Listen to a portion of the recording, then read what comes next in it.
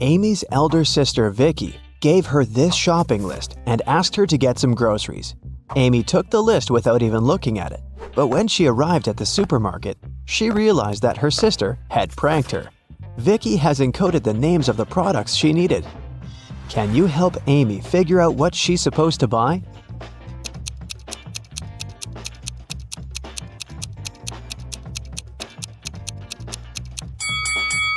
Here's the first product. It's blueberry. What about this one?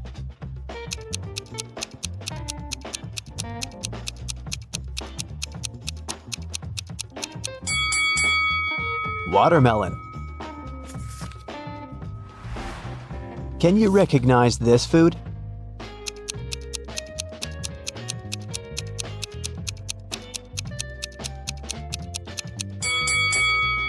That's right, it's kiwi. Here's the next rebus. Can you crack this code?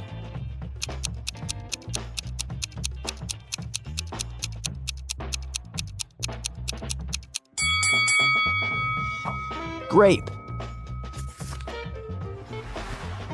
What about this one?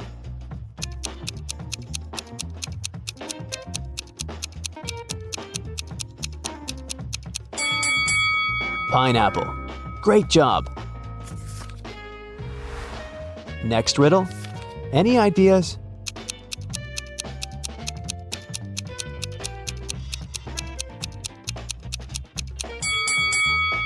Vicky needs some bananas. And how about this food?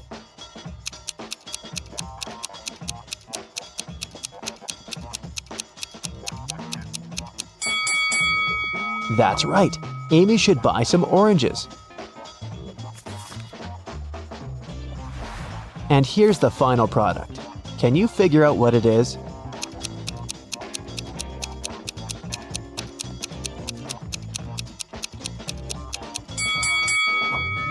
Lemon.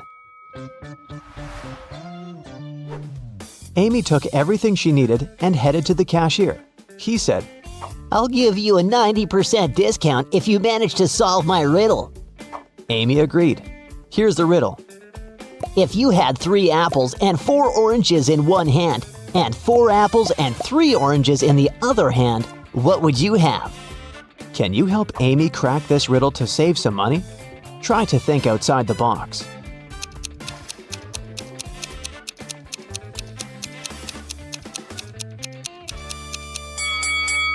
Obviously, you must have very large hands to hold all this. Amy left the supermarket and headed home, but suddenly she realized that she'd left her wallet at the checkout. She ran back to the supermarket, but the wallet was nowhere to be found. Amy questioned 3 people standing nearby. Bob, the cashier, said, "Sorry, I didn't see your wallet. I had the other customers."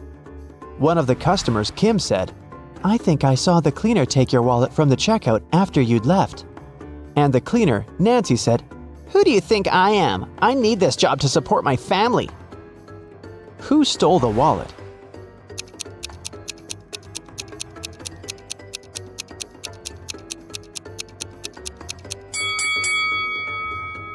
It was Kim. She's holding her own wallet in her hand, but there's also Amy's wallet hidden in her boot. Amy didn't want to waste her time, so she told Kim, "I won't call the police if you give me back my wallet and crack my riddle." Kim agreed. Here's the riddle. Can you name 4 days which start with the letter T? It was Kim's lucky day because she managed to solve this riddle. What was her reply?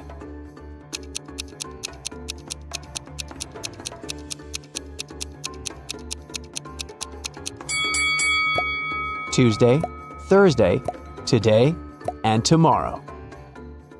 Amy, Vicky, and their boyfriends Josh and Greg went hiking and got lost. They wandered around the forest for a few hours and found this sign.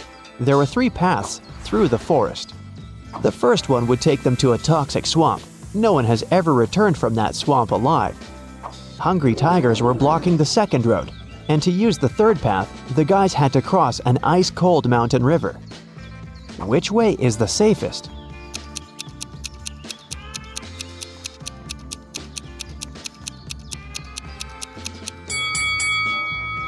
The third one. See this sign? It says the river is only 20 inches deep. They can easily cross it. It got dark very fast. While the friends were still trying to find a way to cross the river, their phones had run out of battery and they only had one torch. The river is too risky to cross without any lighting. If all 4 people started crossing the river at the same time, the torchlight wouldn't be enough. Plus, each person would be crossing the river at a different speed. Amy would need only 1 minute. Vicky would do it in 2 minutes. Josh would need 7 minutes, and Greg, 10 minutes. What's the shortest time needed for all friends to cross the river?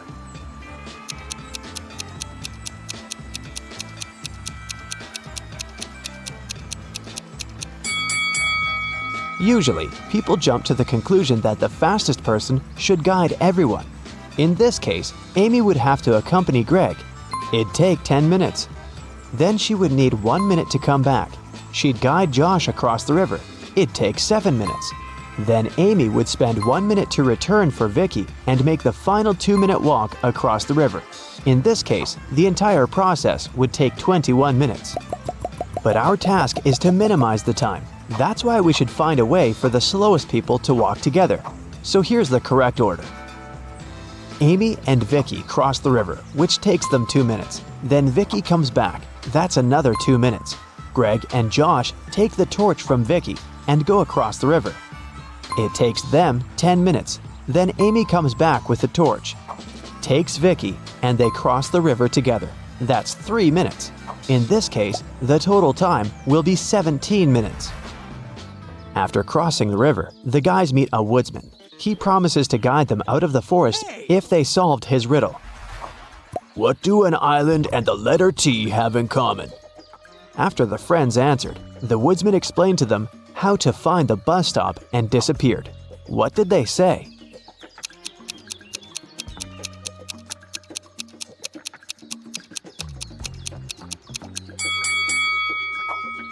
The letter T and the island are both in the middle of the water. It took a while to find the bus station, and the guys got hungry. That's why they decided to buy some food. But only one of these vending machines is safe to use. Can you tell which one?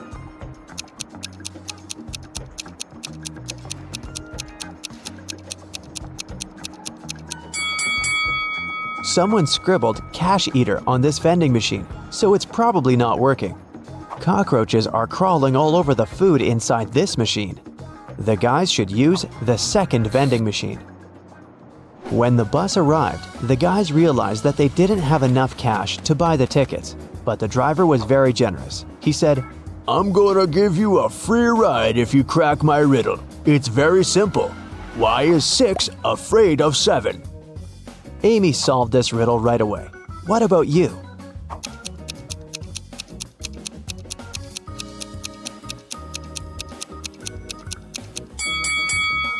Because when it was hungry, 7 ate 9. The guys took their seats on the bus. Can you find anything weird here?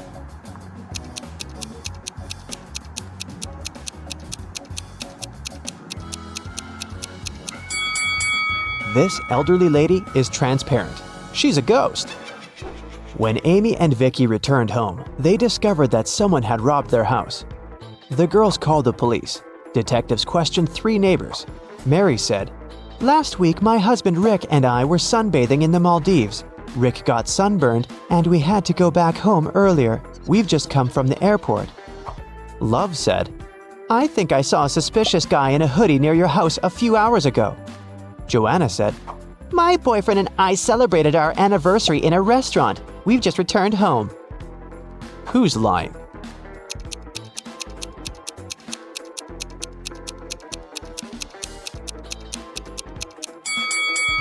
Mary. She said that Rick had gotten sunburned, but now he looks perfectly fine, and he doesn't look tanned either. Amy decided to get a new job to save some money for college. She sent her resume to the local bank and received an invitation for a job interview. The HR manager offered her a riddle to challenge her logical thinking. Imagine you have an unlimited number of coins in your wallet.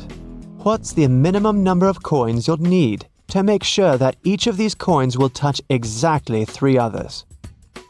Can you help Amy get the job?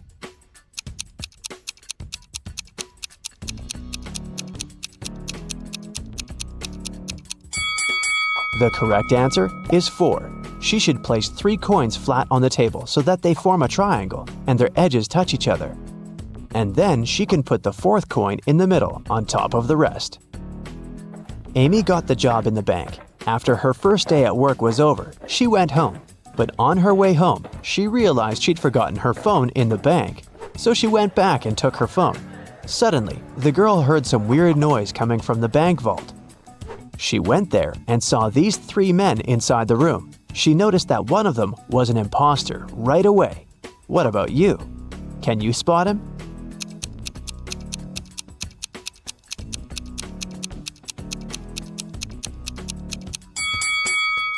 The 3rd guy doesn't belong here. Look, he's wearing a police badge. He must be working undercover. The robbers ran away and locked Amy and the police officers inside the vault. Now they have to solve this riddle to unlock the door. They have to find a way to connect these 9 stars by using just 4 lines, all without lifting their hand even once. Can you help them find the right way?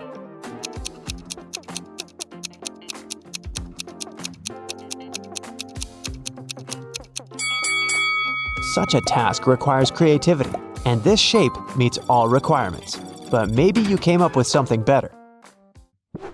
Amy bought flowers for her sister's birthday.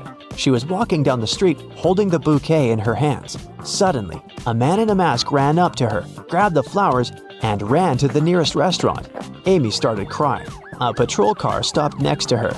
Amy told the police officer what had happened. They went to the restaurant together to find the criminal. There were 4 men with very similar bouquets. Can you tell who robbed Amy?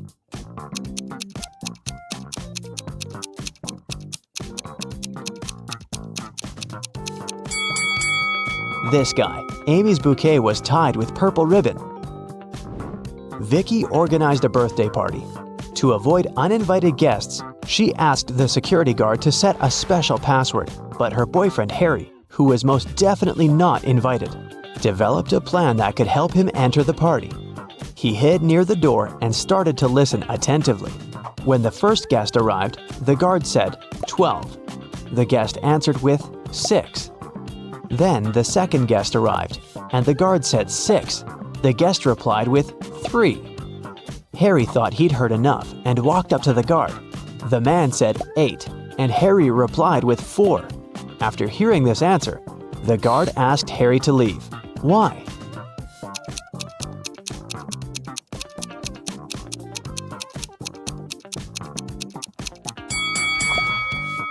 Because the password is not half the number. It's the number of letters in the word. He should have said 5 because the word 8 consists of 5 letters. Can you count the number of squares in this image?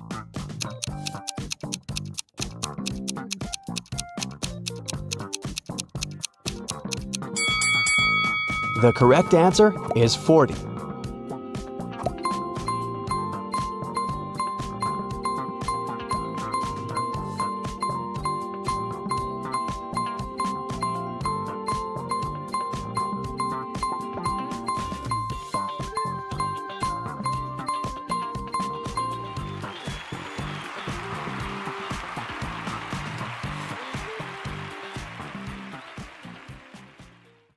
Look at the picture attentively. Can you say who didn't help to build the doghouse?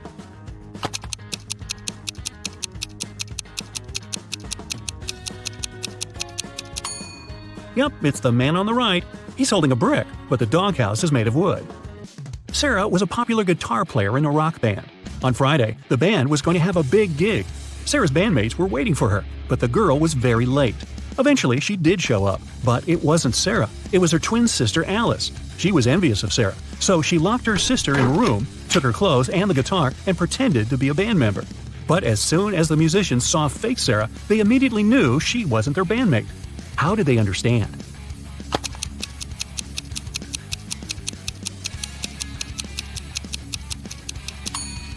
Look at how long the girl's nails are.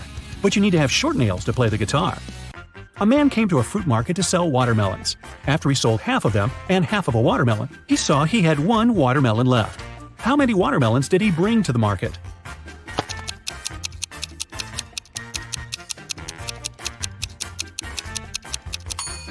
He came there with 3 watermelons. Cheryl ran into the house, extremely worried.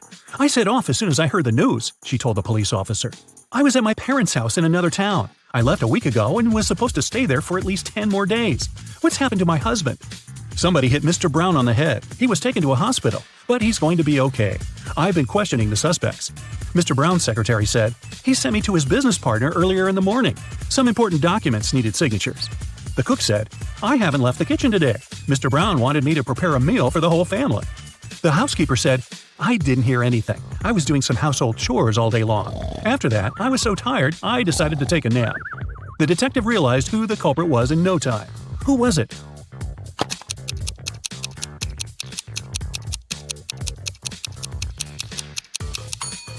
It was the cook. Mrs. Brown's wife was out of town. There was no need to cook a lot all day long. Olivia was running a marathon. Right before the finish line, she did her best and outran the person who was running in second place. The woman was happy. She was going to win. But in a few seconds, she got very disappointed. Why?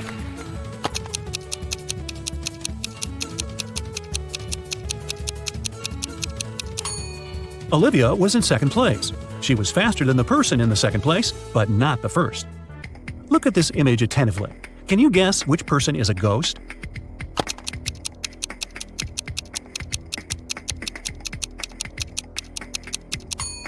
Look at the woman on the right. She has no legs and is just floating through the air.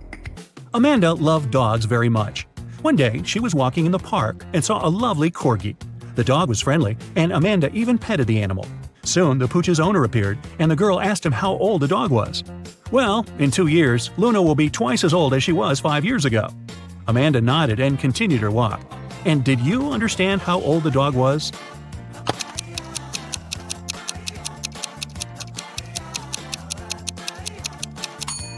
Luna is 12 years old. Liza worked as a teaching assistant at a college. That day, she had to look after a group of students who were writing an exam. Lisa knew some of them were going to cheat. And indeed, soon after the exam started, the girls spotted one person who was cheating. Who was it?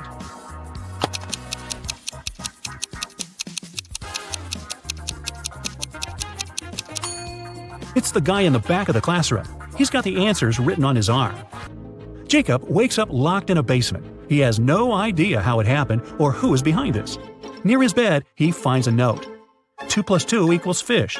3 + 3 = 8. 7 + 7 = triangle. Explain this and you'll be free. Can you help Jacob get out of the basement?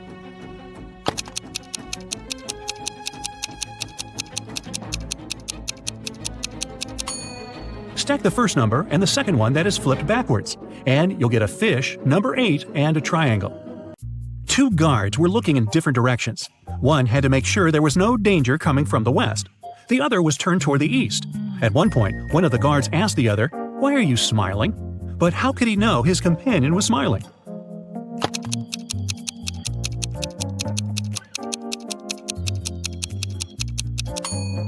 The men were indeed looking in the opposite directions, but they weren't standing back to back. They were facing each other.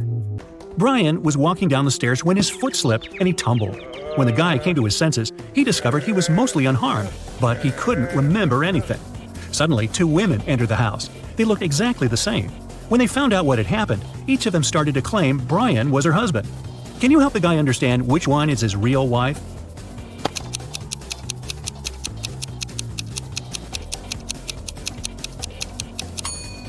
It's Rachel. She has a tattoo on the same arm as the girl in the wedding photo. Oliver was sailing his yacht when a storm started. The yacht sank in the middle of the ocean. After swimming for hours, the guy finally reached a deserted island. He saw several men there. They told Oliver they would keep him locked in one of the caves on the island. Oliver agreed, but asked them to grant him one last wish. When he told the men what this wish was, they set him free. Why?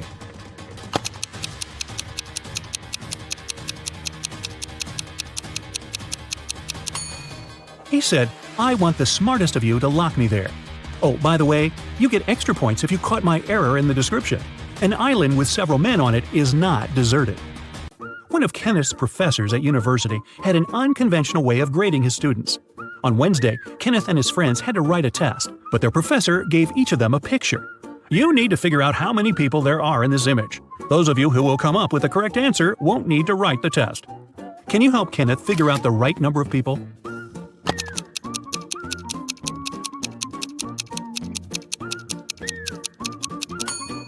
There are 6 people in the picture. 5 of them are visitors, and one more person is looking through a peephole in the painting on the right. Emily was walking in the park when she saw 2 teenagers sitting on a bench. They were arguing who should pay for riding an electric scooter. Each of them claimed it was the other one who used the scooter. Emily didn't need much time to understand who had to pay. Can you figure it out too?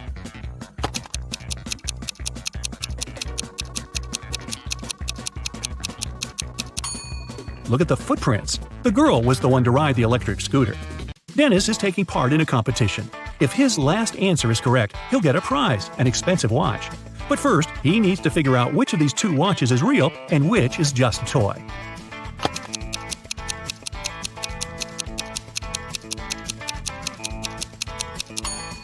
The watch on the left is a toy. Look at its minute hand. It's too long and won't be able to pass all the way around the watch face. Mr. and Mrs. Anderson wanted to celebrate their wedding anniversary. They were going to organize an extravagant party and invite hundreds of guests. But Mrs. Anderson was worried about all the expensive stuff they had at their villa. The couple decided to invite a detective to look after the guests. And indeed, in the middle of the party, the detective noticed a thief. Look at the people gathered in the garden and try to spot the criminal.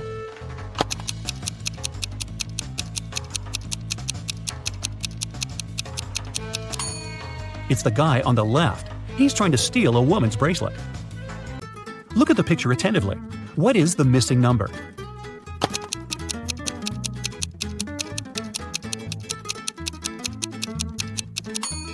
It's 4. All these numbers indicate how many times the lines cross in each case. There are 100 books on a shelf. To count off 10 of them, you'll need 10 seconds. So, how much time will you spend counting off 70 books?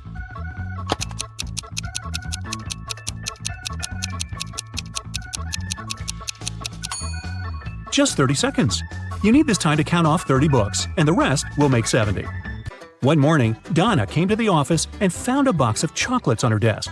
There was also a strange note. October 7th, May 3rd, August 1st, January 3rd. Can you help Donna understand who presented her the sweets?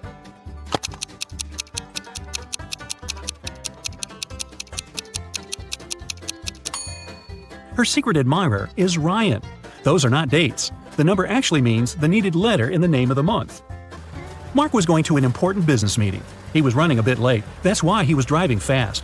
Unfortunately, the man got into a car accident. Both he and the other driver were okay, but the cars were badly damaged. Mark called the police. When they arrived, Mark explained the situation. I was driving fast, but I wasn't breaking any rules. Suddenly, a car pulled out in front of me. I didn't have enough time to brake.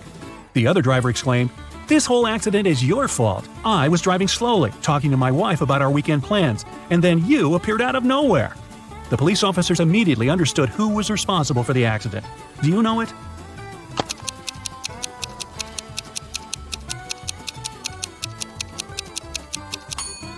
It was the other driver.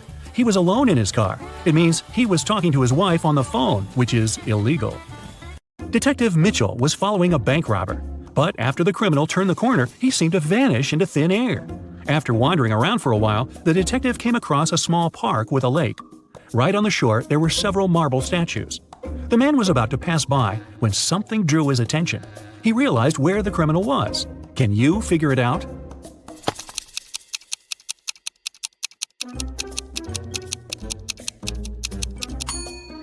One of the statues is looking at its watch. It's the bank robber. James escaped from prison and ran to the countryside. Suddenly, on a small, dark road, he saw a police car heading in his direction. James ran toward the car for some time, then jumped off the road and rushed into the woods. Why did he run toward the car first?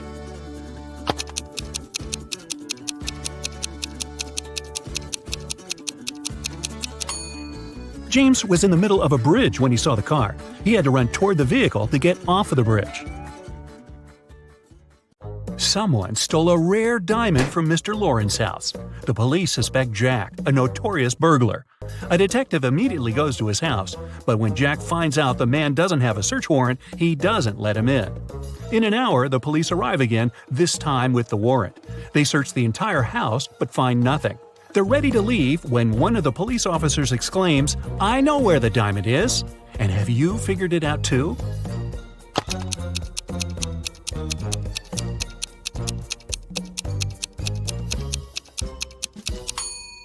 When the police first came to Jack, his hair was much shorter.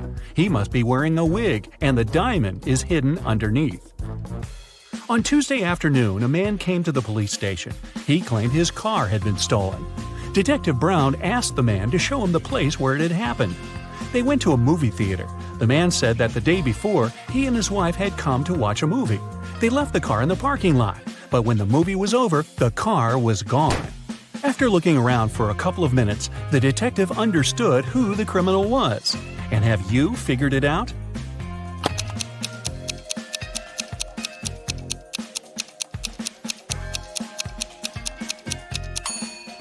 There was no theft. The man is lying to get the insurance money. Look, there are no movies on Monday. Maria Walker, a rich businesswoman, collected ancient pieces of art. One day, she managed to buy a priceless Chinese figurine. Maria locked it in a safe in her office and went home. But the next morning, the figurine was gone. Oh no! The police have 3 suspects, all of them Ms. Walker's subordinates. The detective asked each of them if they had taken the figurine from the safe. Beverly said she hadn't been to the office since Monday. Ralph said, "I don't know how to open safes, and I'm not interested in Chinese art." And Vincent said he had been to Ms. Walker's office after her departure, but he only took some documents he needed. Who is the thief?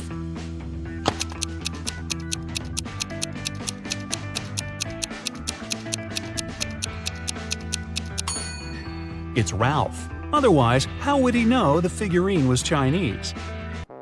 A man wearing a hat, a bandana covering his face, and dark sunglasses robbed a bank. The police have 3 suspects. Look at them and try to figure out which one is the criminal.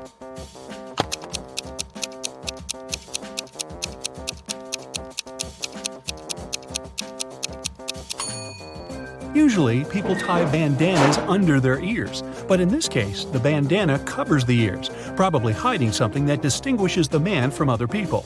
The criminal must be the man with a large earring. Jesse Harris was a pilot. Once there was an emergency during a flight. Jesse had to land the plane right on the highway.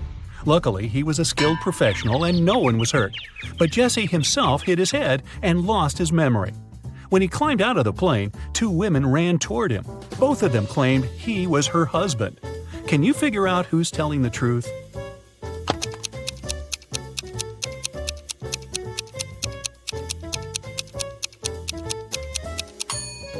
The woman on the left is a robot. Look, there's a USB port in her neck. Mary was a college teacher. It was the beginning of a new school year, and 3 new students joined the class. When Mary saw them, she immediately realized something was off about one of them. Who?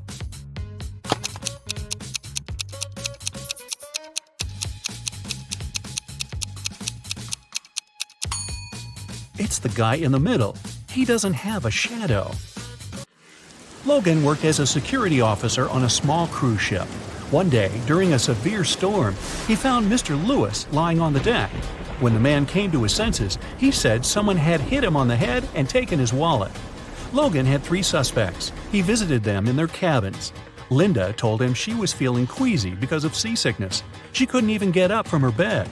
Denise said she had been watching a movie on her smartphone. And Philip said he had been writing a letter to his wife. Logan immediately understood who had hit Mr. Lewis. Do you know it?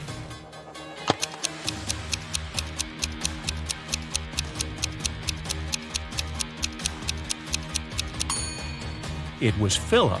Look at his letter. The handwriting is immaculate, but it's impossible to write so accurately during a storm. Kayla went on a business trip.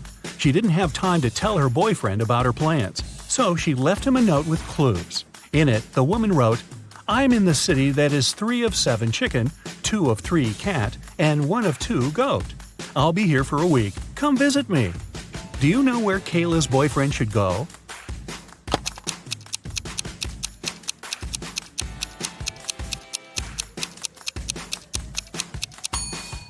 to Chicago. Yeah. Look at these guys carefully. Can you tell which one has drawn the graffiti?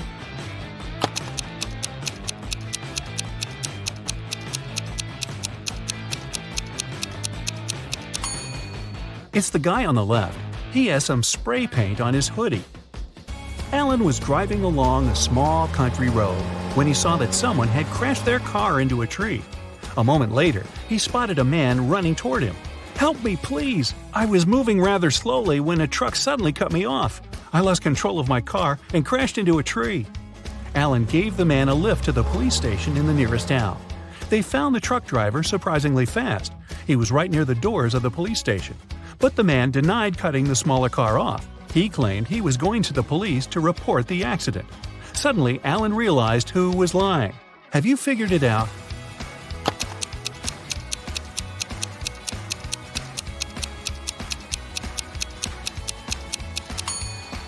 Look at the tire tracks. It's obvious that those left by the truck go over the ones left by the car. It means the truck couldn't have cut the smaller car off, and its driver is lying. Several police officers were called to a hotel. One of the employees was found unconscious on the floor. The police checked the cameras to figure out what had happened.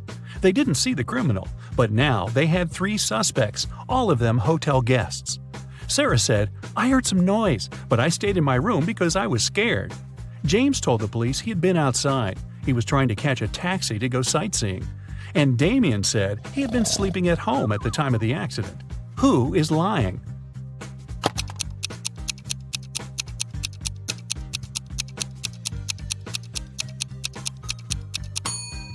Damien. He's a hotel guest. Then how could he be at home sleeping? Beverly was making dinner in the kitchen when she heard glass shatter. She rushed to the living room and saw the window broken. Someone had thrown a stone that was now lying in the middle of the room. Beverly called the police, but they didn't manage to figure out who the culprit was. The next day, when Beverly came home from work, she saw something on her doormat. It was a note. Williamson was the surname of Beverly's neighbors. There were 3 teenagers in that family, Mark, Roy, and Natalie. Which one broke the window?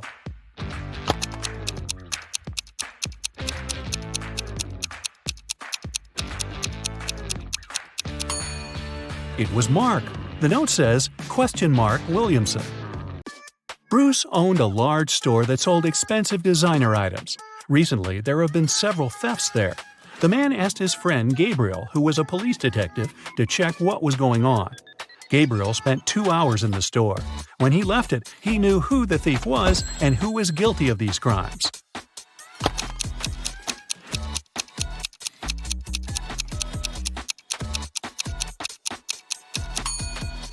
The thief was the detective himself. He easily stole a pair of costly sunglasses to prove that the store security was very bad.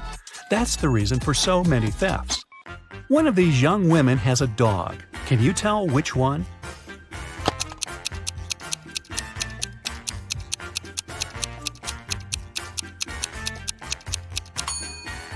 It's the girl on the left. Her pooch has torn her sneakers. When Amy entered the office, she noticed that her colleague Emma was very upset.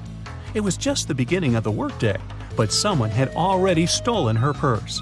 Only those who worked in the company could get into the office. Amy started her own investigation. Jenna, who worked in IT, said she had been fixing somebody's computer. Joanna, the secretary, answered she'd been on the phone with some clients. James, the sales manager, said, "I've been in a 3-hour-long meeting. I'm exhausted." Amy knew right away who had taken the purse. Can you figure it out?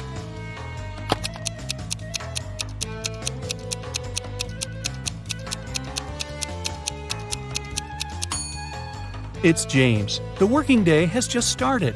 How could he be in such a long meeting? There are 2 towns near each other. People who always tell the truth live in one of them. Liars live in the other. The inhabitants of the towns often visit each other. What question should you ask a passerby to find out which town you're in?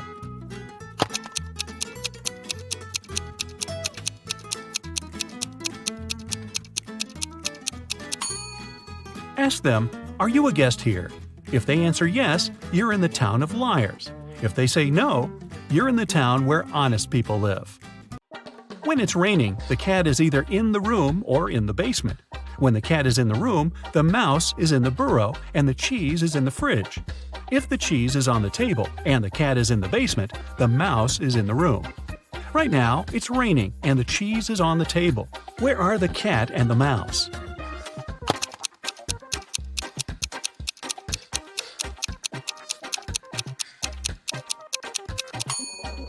The cat can be in two places, either in the room or in the basement. But at the moment, the cat can't be in the room because the cheese is not in the fridge, it's on the table.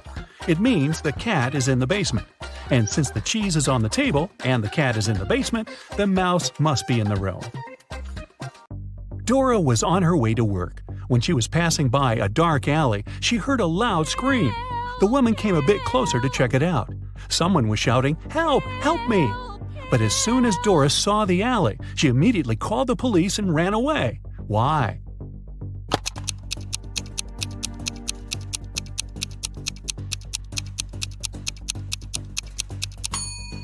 It was a trap. There were two kinds of footprints going into the alley, but no footprints coming out. 4 people are having dinner on a restaurant terrace. Jennifer's wearing 2 large gold bracelets and gold rings on each of her fingers. Martin's fiddling with a brand new phone and checking the time on his smartwatch. Connor has a tattoo on his hand and a dazzling gold watch on his wrist. Steve doesn't have any watches, rings, or bracelets, but he is wearing a smart suit. Only one of them is a millionaire. Can you guess who?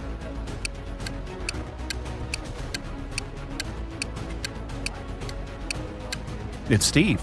He's got car keys in his pocket, and there's a brand new sports car parked nearby. Jennifer has old ripped shoes. All that gold's probably fake. Martin's phone is a knockoff, and Connor has old ripped shoes, just like Jennifer. Mark's teacher is great, but he's also kinda weird. He never lets Mark go home without solving some of his tricky riddles. Here's the first one. How many apples are there on a maple tree if apples grow 5 on a branch and there are 8 branches on the tree?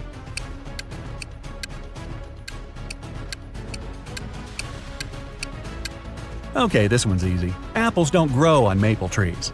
This next one's going to be harder. Get ready, said the teacher. Where are there cities with no houses, forests with no trees, and rivers without water? You've got only 7 seconds.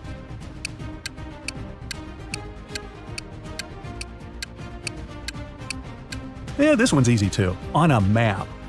Right, said the teacher. One more and I'll let you go. Who's the person everyone takes their hat off in front of? Mark knew the answer immediately, probably because he's a huge fan of Brightside Riddles. Can you guess it?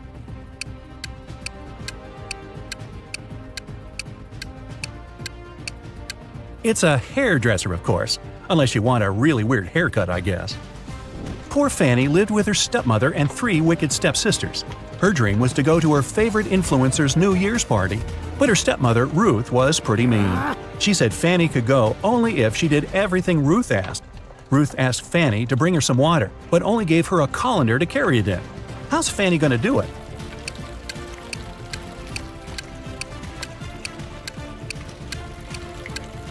Fanny needs to freeze some water and put it in the colander. Technically, it's still water.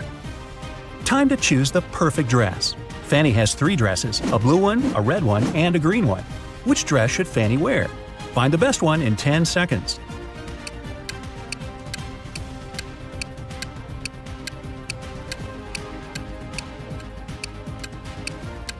Fanny should wear the red dress. That button on the blue dress is about to come off, and one of her stepsisters spilled paint on the green one. Which sister put paint on her dress? All 3 stepsisters are pretty mean. Time to investigate.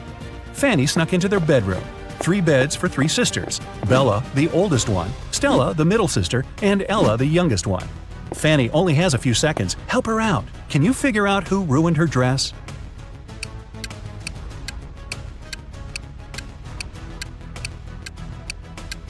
Stella's the culprit. There's a can of paint right under her bed. There's something all people in this world do at exactly the same speed. What is it?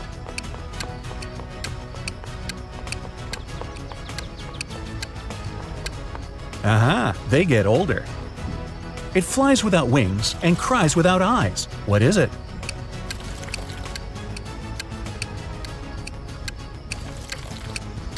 It's a cloud. What can you see with your eyes closed?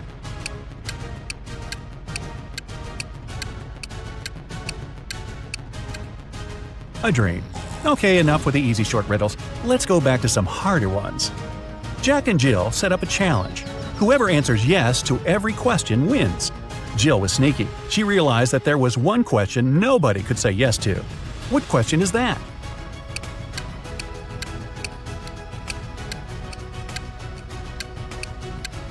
The question is, are you sleeping? She waited until Jack fell asleep and then asked him the question. Whoa, those guys are intense. Emily and Mary are putting on their makeup, getting ready for a night out. They have really similar tastes. Their phones look the same, so do their lipsticks, clothes. So which one of them has the more expensive stuff?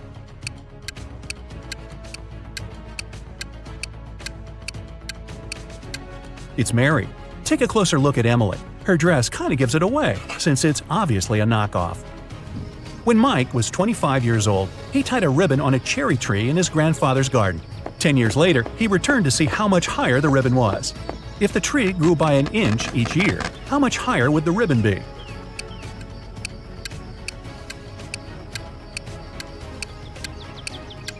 It wouldn't have changed position at all.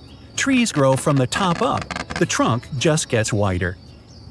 A green apple costs $1, a red one costs $2, and a blue one costs $3. What apples and how many of them did Frank buy, if we know that he spent $3 using only 2 bills?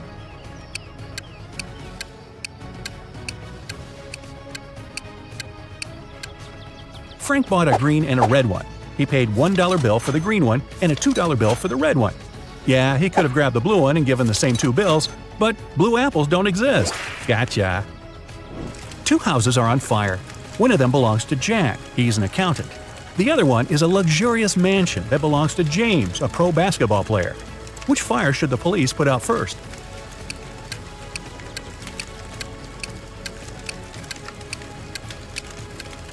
Police don't put out fires. That's the fire department's job. 2 people came up to a large river. There was only one boat, and it was pretty old and shabby. The boat can carry only one person at a time, but both people got across the river. How come?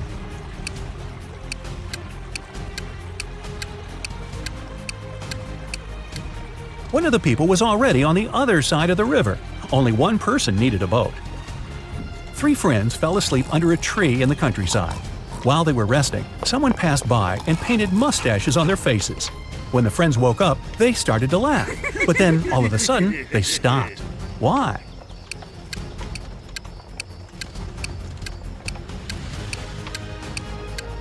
At first, they saw the mustaches on their friends' faces and found it funny. But then, they realized their friends were laughing too. They had mustaches on their faces as well. Alice was walking through a dark forest. Suddenly, she saw an old cabin. Hey, wonder if a witch lives in there. She wanted to try her luck and snoop around, but the door was locked. On the gate, though, was a note with a secret code. Well, can you crack this code?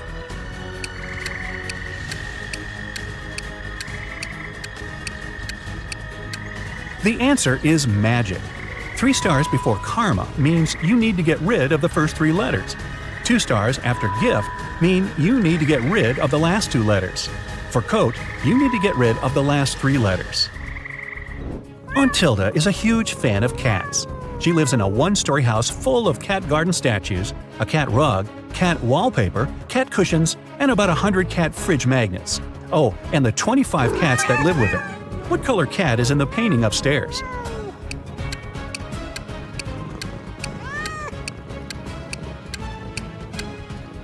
She lives in a 1-story house. There aren't any cat paintings upstairs. Ashton loves taking and making bets. Every time he meets his friends, he has a new one. Last Friday, he suggested a challenge. He said he could place a bottle in the middle of a room and easily crawl into it. This time, Ashton's friends were sure they'd win. It seemed impossible.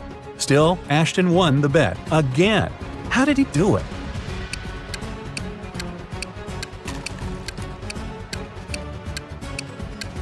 He said he could place a bottle in the room and crawl into it. So he placed a bottle in the middle of the room and crawled into the room. Sneaky. You have 2 ropes. If you burn each side of the rope, it will burn for 60 minutes. How can you measure 45 minutes if you have these 2 ropes and a box of matches?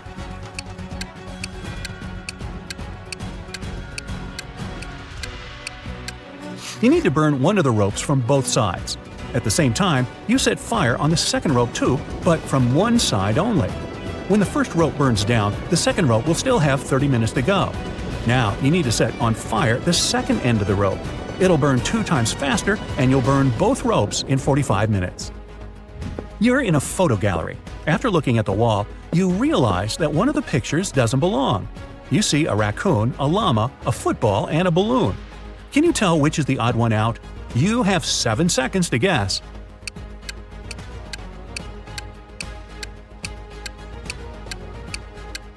It's the llama. The other 3 objects have 2 double letters in their names, but the llama only has 1. Gabrielle cooked a lovely dinner for her friends. When everybody was at the table, she suddenly realized one of them didn't like the meal. Who was it?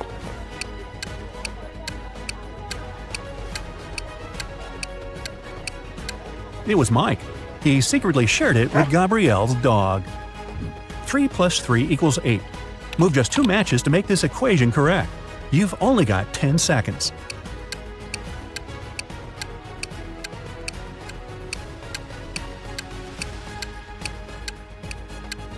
It's 9 minus 9 equals 0. Grab a match from the plus to turn the 3 into a 9, and 1 more match from the 8 to turn the other 3 into a 9. There are 5 apples in a basket and 5 people in the room. Each person takes an apple, but there's still only 1 apple in the basket. How come?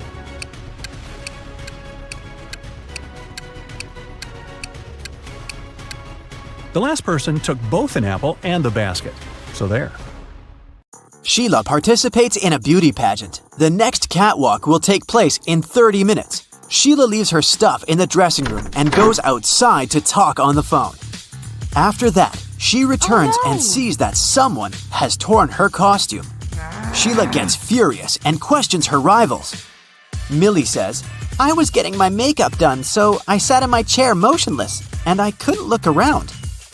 Chelsea says, "I was in a toilet. I think I ate something wrong for lunch." And Isabella says, "I was outside the dressing room filming stories for my subscribers." Who is lying?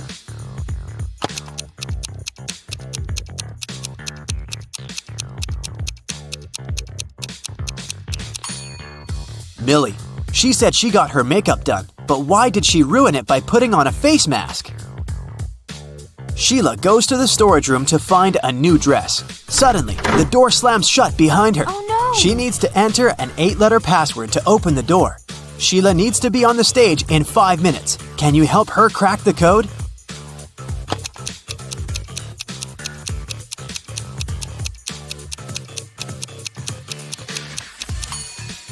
This picture on the wall is a hint.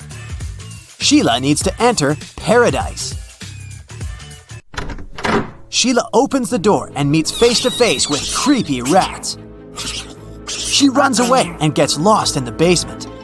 Sheila finds these 3 doors leading to the stage, but each door is hiding some danger. There are broken wires and a puddle of water on the floor behind the first door. There's a scorpion behind the second door waiting to bite Sheila. And there's a magical portal leading to the top of a mountain behind the third door. Can you help Sheila make the right choice?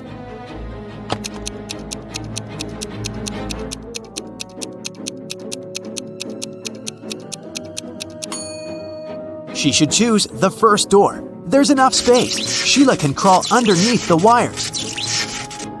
Sheila enters the stage and spots 3 weird details in the auditorium. Can you see them too?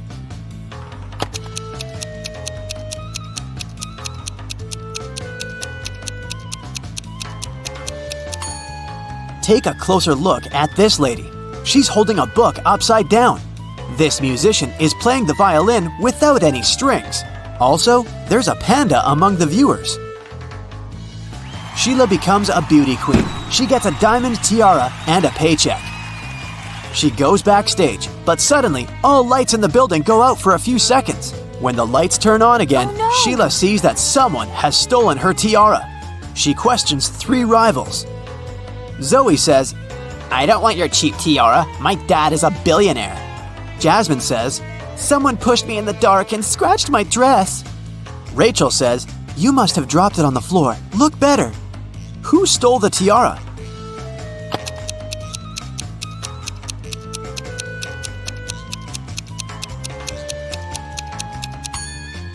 Zoe. It's hidden under her diamond necklace.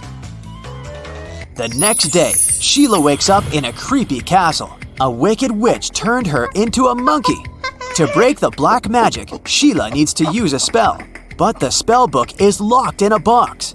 The lock requires a 6-digit code. Can you help her open the box?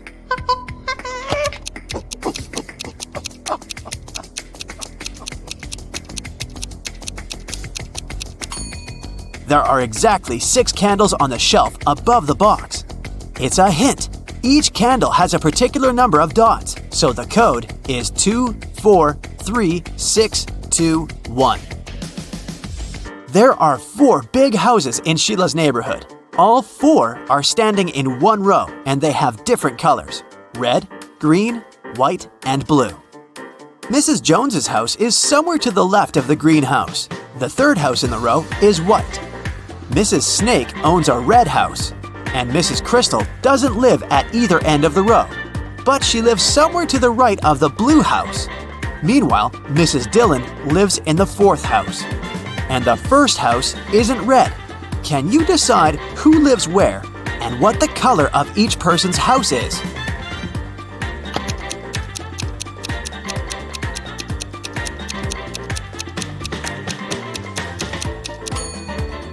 From the clues, we know that the 1st and the 3rd houses can't be red. Mrs. Dillon lives in the 4th house. Therefore, Mrs. Snake, who owns the red house, can only live in the 2nd. Since Mrs. Crystal doesn't live at either end, she must live in the 3rd house, which is white. Mrs. Jones's house is somewhere to the left of the greenhouse, which means that Mrs. Dillon lives in the 4th house. As for Mrs. Jones, she lives in the 1st house, and it's blue. Can you spot a fake teacher?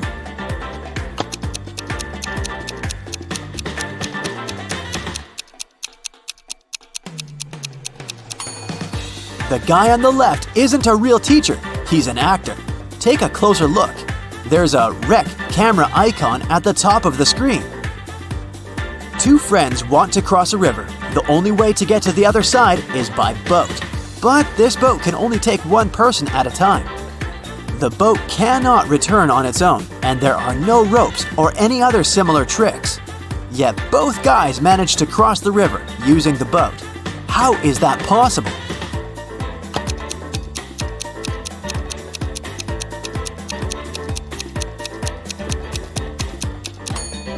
The guys started on the opposite banks of the river. Josh and Bob are twins. Josh lives with his wife, and Bob lives alone. Can you guess which one is Josh?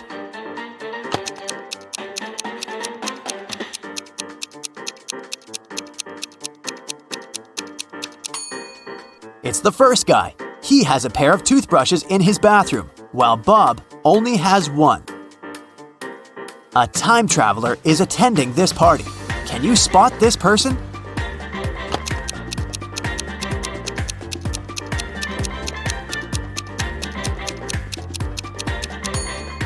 This lady's shoes look too old-fashioned. Chuck enters a spooky building where he's supposed to have a job interview. Suddenly, someone locks the door, and now Chuck is trapped. He wanders around for a while and sees these 4 doors. He also finds a note. Only door 3 is leading to the job interview. The remaining doors will take you to the black hole. Good luck. Can you help Chuck choose the right door?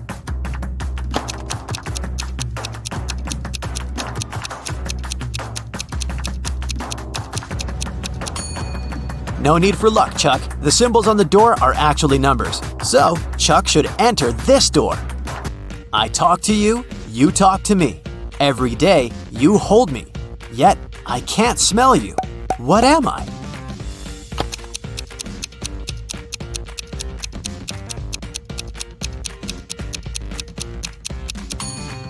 I'm your mobile phone.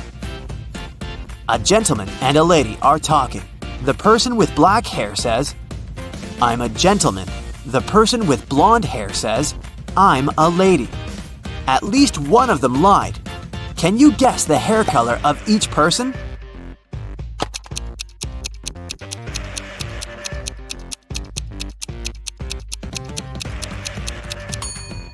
If only one of them lied, they would both be gentlemen or both be ladies. Therefore, they both lied. It means that the lady has black hair and the gentleman is blonde. Can you spot what's wrong in this picture?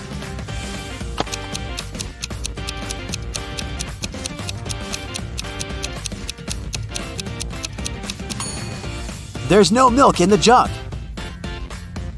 Can you see anything odd in this picture?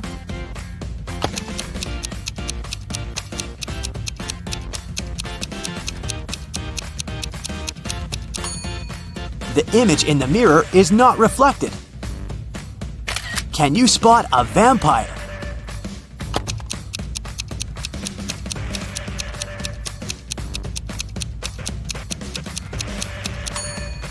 This guy over here. Fiona is a young witch. She finds these 4 portals in a haunted castle. Fiona chooses one of the portals and enters. You can hear city noises from the first portal. You can hear sea waves from the second portal. You can hear leaves rustling from the third portal. And bells are ringing from the fourth. Which portal did Fiona enter?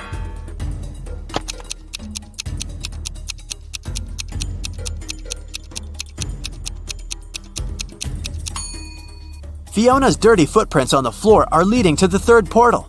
Don't mind the different sounds, this could just be a magic trick.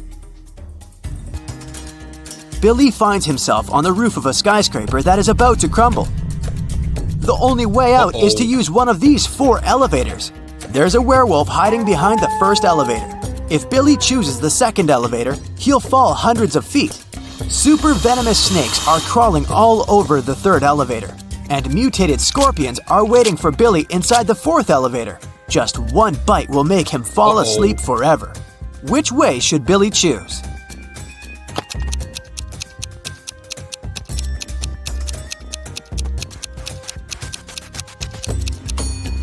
The first one. Take a look at the sky. The moon is not full, so the werewolf is harmless. Rachel meets 3 of her former school friends in the parking lot. All 3 want to impress Rachel, so they begin to discuss their new cars. Melanie says, "I wanted my car to be one of a kind, so I bought this one." Peter says, "Since I'm a beginner, I purchased the cheapest used car." And finally, Samantha says, "I bought a large car because I have a big family." Rachel spots a liar right away. What about you?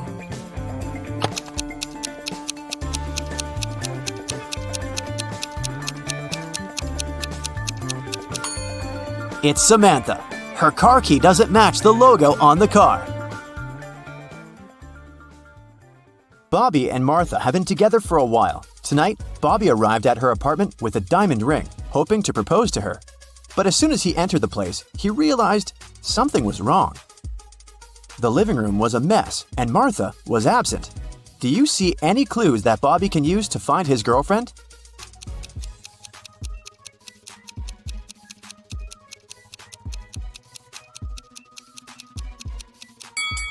Look at the mirror. Martha drew an encoded message with her lipstick. There's cherry and 3 numbers. 1, 8, 5. But what does it mean?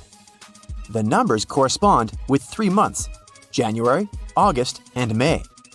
The first letters of these months formed the word jam. So Bobby should take a look inside the cherry jam jar. Bobby opened the jar and discovered the next clue. He found this piece of paper with the following image. Can you help him crack the code?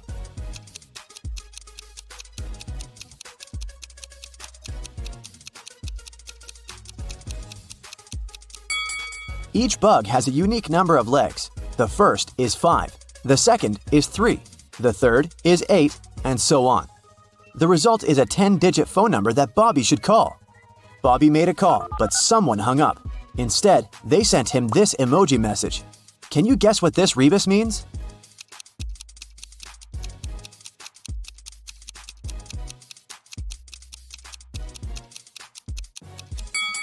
Try to say these words out loud, and you'll get 1. Okay. Lock. Tea. Rain. Or 1 o'clock train. Bobby hurried to the railway station to catch the train at 1 a.m. It was leaving for Paris. The cashier had only 2 tickets left. Fortunately, they're offered at huge discounts. There's a first-class coupe ticket priced at $300, but it's 20% off. And there's a super luxury coupe with a private bathroom for $600. Bob can purchase this ticket with a 60% discount. Can you guess which option is better for Bobby?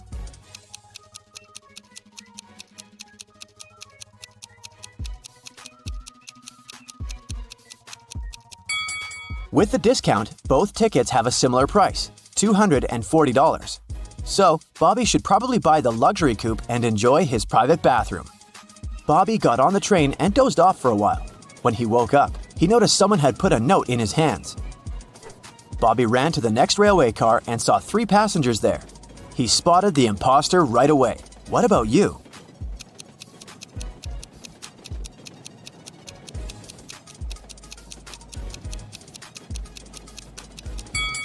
This guy on the left is reading his book upside down. The train arrived in Paris and the suspicious guy ran away. Bobby followed him to the basement of the railway station. The guy disappeared, but Bobby got lost. He wandered around for a while and saw these 3 elevators with trap doors on the roofs. To escape from the basement, he must climb out through one of the trap doors. But there's one problem. Each elevator has something on the hatch: fire, heavy stones, and a flowing water pipe. Can you help Bobby make the right choice?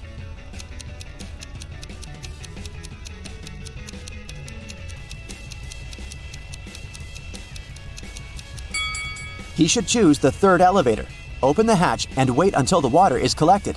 Then he can climb out through the trapdoor. Finally, Bobby got out and found himself in the middle of Paris. He checked his pockets and found the note that someone had given him on the train.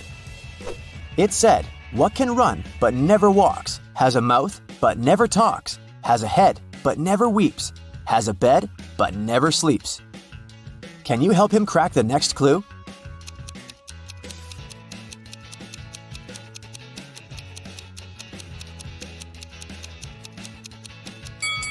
The correct answer is a river.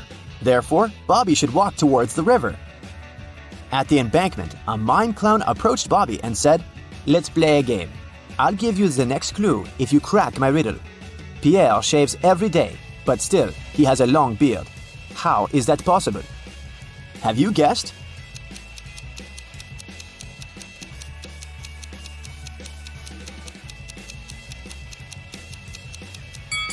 Pierre is a barber.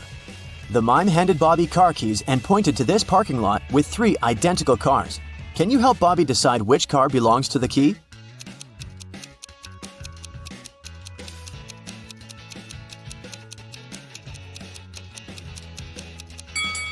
This one.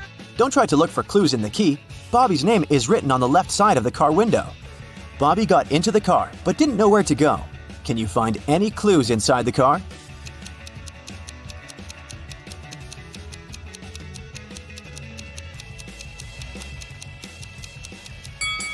There's a picture of a lion in the place where people usually put the navigation.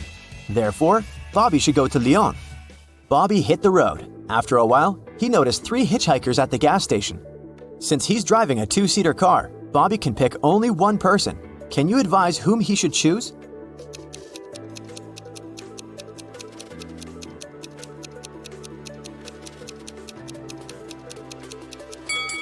This pretty woman is a runaway criminal. Look at the poster on the station wall. It's her face.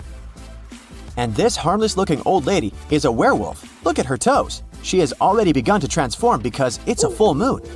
Although, the 3rd guy looks like a boxer. He's still the safest option among them. Bobby made a stop in a picturesque village to grab some food. He ordered a meal and prepared to pay, but he didn't find his wallet. A thief took it and ran away. Bobby followed him, but the criminal was running too fast. He hid in one of these 3 cabins. Can you help Bobby identify where the thief is hiding?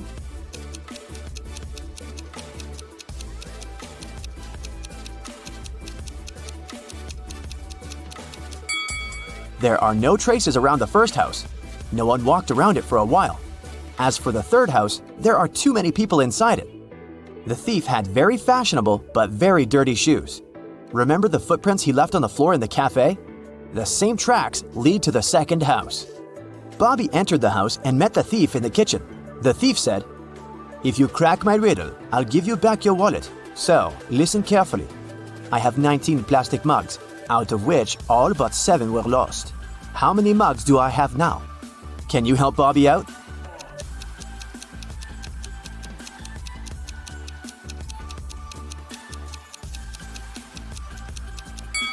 The phrase all but 7 were lost means that all his mugs were lost except 7.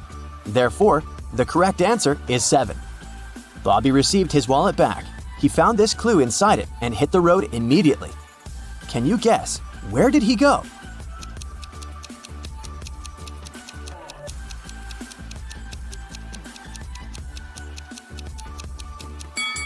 To the fountain at the Central Square in Lyon. Bobby made a stop because he needed to visit a toilet. He left the car in the parking lot near the local supermarket. When he returned, he faced some bad news. Someone left scratches on the car. Bobby decided to interrogate 3 people standing nearby. Josh said, "I didn't see anything suspicious. I've been shopping inside the supermarket when this crime happened." Bella said, Sorry, I was walking the dog and filming a video for my social media. I didn't even look at the parking lot. And Kyle said, "I've just arrived to grab some milk. I have to hurry. My wife is waiting for me at home." Who's lying?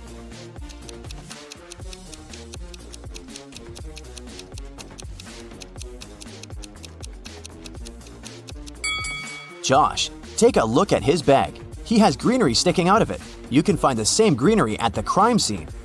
Finally, Bobby reached the destination. Near the fountain, he noticed 3 musicians wearing hats and mustaches. They prepare to play a concert. One of these musicians is fake. Can you find out who exactly?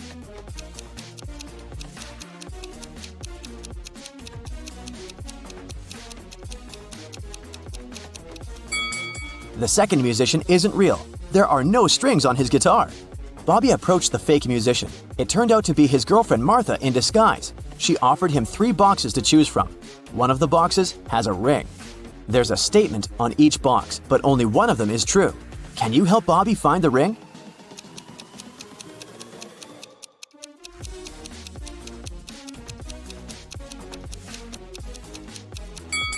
If the ring is in the first box, there are 2 true statements. And if the ring is in the third box, there are also 2 true statements. But we need only 1 true statement. That's why the ring is in the second box. Bobby opened the box. He saw a beautiful engagement ring. Martha asked, "Will you marry me?" Bobby replied, "Yes, if you manage to crack my riddle." What question can you never answer yes to? Martha gave the correct answer, and they got engaged. What about you? Have you solved this mystery?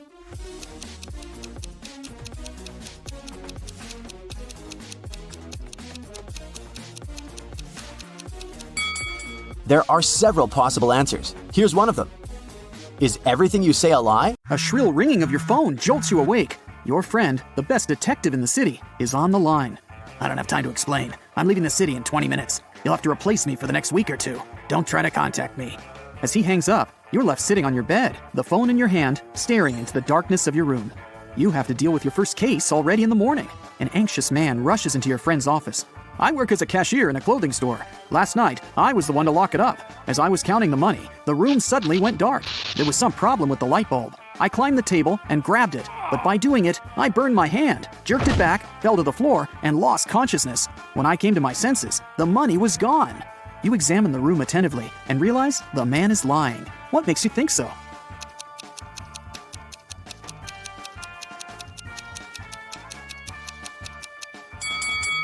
The light bulb the cashier told you about is an LED one. Such light bulbs don't get hot.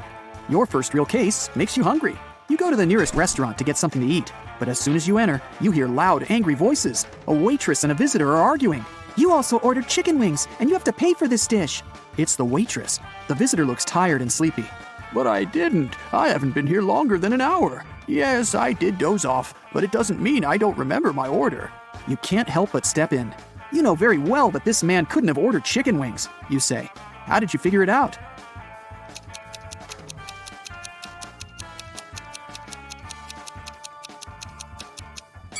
You spotted a note on the wall. It says, "The kitchen works till 1 p.m. today." It's now 3 p.m. The man claims he's been there for an hour, which means he came well after the kitchen was closed. After the accident, you decide to have a meal at another cafe. But as you come closer, you see a crying lady. "I was going to cross the road when some woman grabbed my purse and disappeared. I noticed her enter this cafe. Can you help me get my things back? You enter the cafe. That's my purse, right between those two women. But I can't recognize the one who took it. I didn't have time to look at her attentively. You don't need much time to figure out which woman is guilty.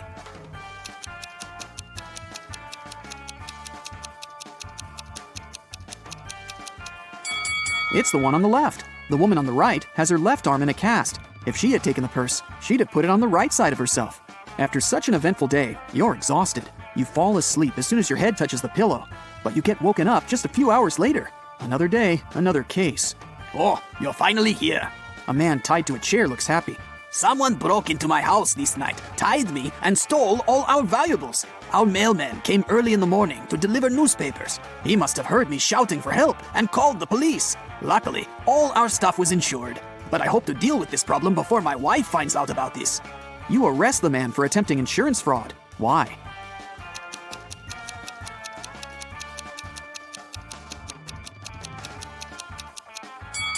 You paid attention that the newspapers were on the table in the hall, not lying on the floor near the mail slot.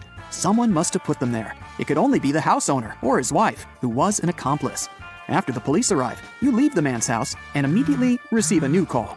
Mrs. Smith claims that her neighbor, Mrs. Miller, has stolen her laundry. The woman says she hung the laundry in her backyard at 10 a.m. And when she went out of the house 2 hours later, she saw Mrs. Miller putting it in her bag. I didn't do this. It's a lie. The other woman looks angry. You look around and ask Mrs. Smith to go to the police station with you for trying to slander her neighbor. How did you figure out that Mrs. Smith was lying?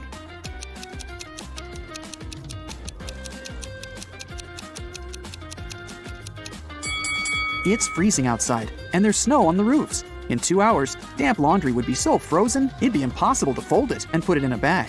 Your phone rings again. It's a woman who works at a museum. You must help me, she cries. When you arrive at the museum, she tells you her story. Yesterday, I stayed late at work. I needed to prepare some documents. I was sitting at this table. The overhead lights were off, and the only source of light was my desk lamp. I was listening to music when suddenly I saw a shadow to the right of the table. I realized it was a person jumping out of the open window. I immediately switched on the overhead lights and discovered that an ancient vase I kept in my office was gone. This vase cost hundreds of thousands of dollars. You didn't believe this story. Why?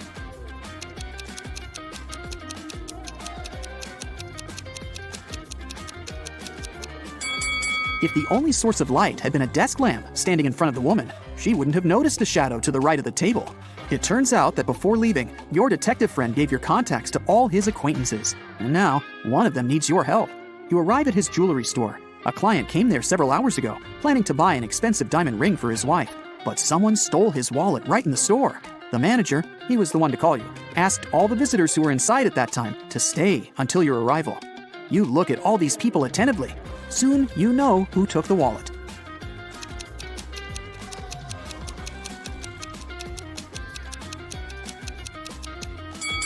It's the man in the middle. He has a bandage on his right arm, but it's wrapped over the sleeve of his jacket, not hidden under it, like a real bandage would be. You knock on a sturdy brown door, while a woman with a bandage on her head stands next to you. A man opens the door. "Excuse me," you say. "A pot plant fell out of your window an hour ago and hit this woman on her head. I had to take her to the hospital. She's okay now, but you need to compensate this woman for the damage. Can we come in?" The man turns pale, but lets you in. It can't be true. Our windows were closed because we've just returned home. I literally entered my apartment 2 minutes before you came. You realize this man is lying and call the police. How did you figure it out?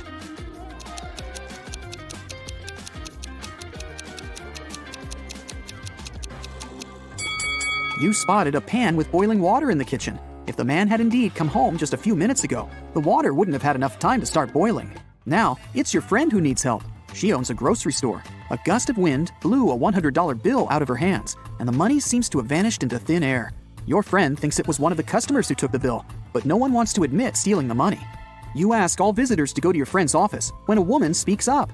It's incredible to be accused of theft. Here, you can check my bags right now. "Please, just come with me to the office. We'll figure it out there," you say. After the woman refuses to follow you, you call the police. Why?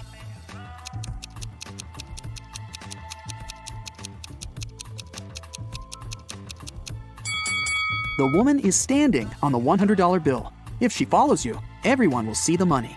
The next morning, rainy and gloomy, you get your next case. To investigate it, you need to visit the office of a large international company. Rebecca, the girl who called you, works there. She says, "I've just come back from brunch and discovered that someone had knocked our HR manager out just an hour ago." You question the people who were in the office at that time. Laura is an applicant. She says she was a bit angry with the HR manager. He made her wait well past her appointment time. And still, The girl says, I would never hit another person. I'm also too weak to do it. Gary, who works in the marketing department, claims he hasn't seen the HR manager since he arrived at work. He was in a meeting from the very morning till lunchtime. Jacob from Research and Development tells you he rode his bike to a coffee shop to get his cappuccino. He's just come back. You immediately realize who hit the HR manager.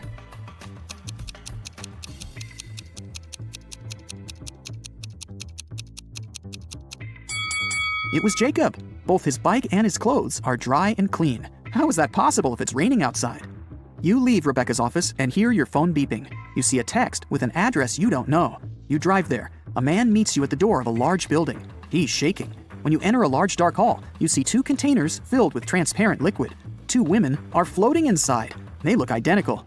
One of them is my wife, but I can't figure out which one, and I'm allowed to open only one container. You walk around the women and examine them. Then you point at one of them. That's your wife. How did you figure it out?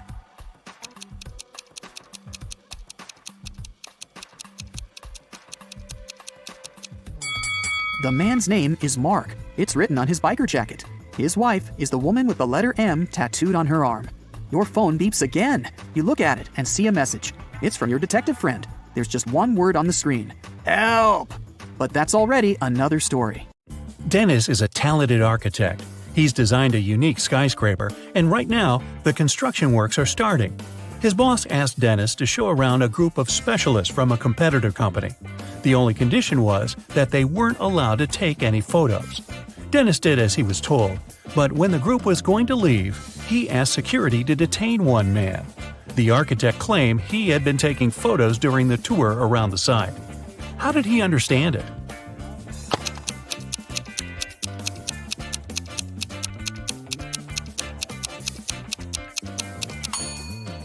The man was carrying an umbrella. He kept pointing it at different objects, asking lots of questions. But the sky is cloudless. What does he need an umbrella for? A camera must be hidden there. Nathan came to his friend Zachary, who worked in a museum.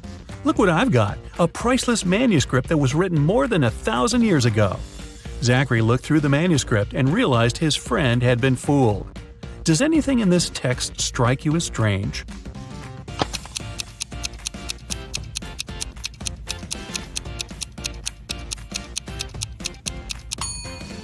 If we talk about the dates before the Common Era, they should be in reverse order. The original text would read, King Alfred V ruled the country from 1320 to 1290 BCE. Detective Aaron Jones got a call late at night. It was his neighbor. "I've heard a very loud noise coming from the house next door. I'm afraid to go there to investigate alone, but what if something has happened?" When Aaron and his neighbor arrived at the place, they saw the entrance door open. They ran inside and found the house owner, Mr. Anderson, on the floor of his bedroom, tied and moaning in pain. He said he had been in bed reading a book, and then a man in a black mask broke into his room and hit him on the head. Then he tied Mr. Anderson, took all his money and other valuables, and disappeared. Detective Jones didn't believe the man. Why?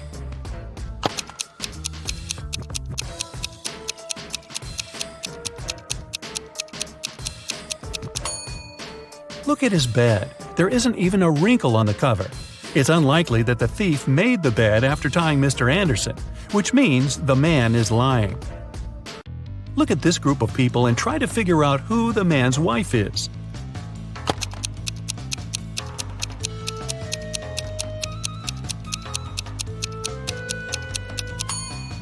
It's the woman in purple.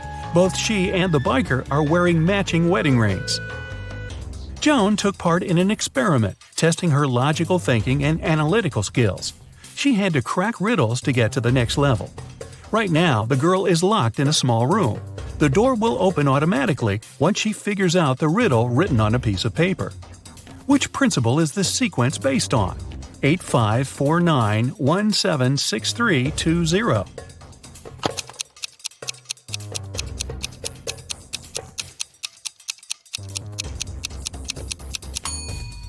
The numbers are lined up based on the alphabetical order of the first and second letters of their name: 8, 5, 4, 9, and so on. Joan managed to get out of the room and is ready for the next task.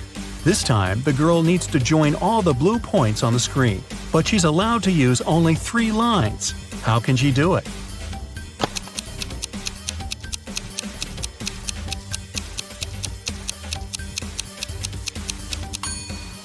She's drawn a triangle. Its 3 sides include all the dots. The next level is rather scary. Joan is locked in a room that's slowly filling with water. This process will only stop when the girl figures out how this equation can be true. 29 minus 1 equals 30.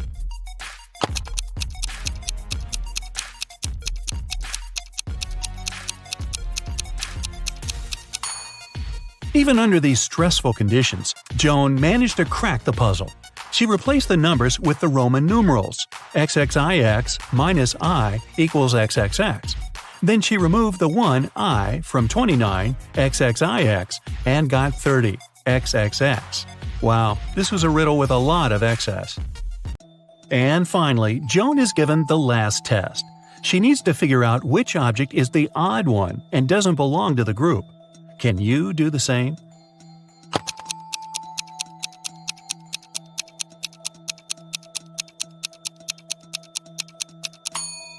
It's the first object. It's the only one that doesn't have any individual traits. The second object is uniquely round. The third doesn't have a red line around it. The fourth shape is a different color, and the fifth one is smaller than the rest. 2 cars are driving through the city. They both started their journey at the same time. The green one is moving at a speed of 30 miles per hour. The yellow one is faster. Its speed is 50 miles per hour. And still, at one point, the green car comes across the yellow car. How is it possible?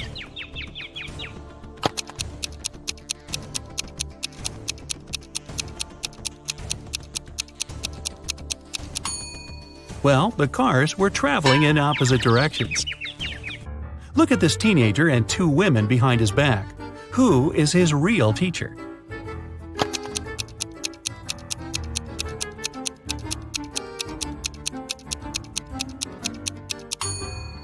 The answer is in the reflection behind their backs. You can see that both women are holding pointers, but in the mirror, only one of them has it. She is the real teacher. 2 men are going to fill their watering cans with water from the river. Who will bring more water?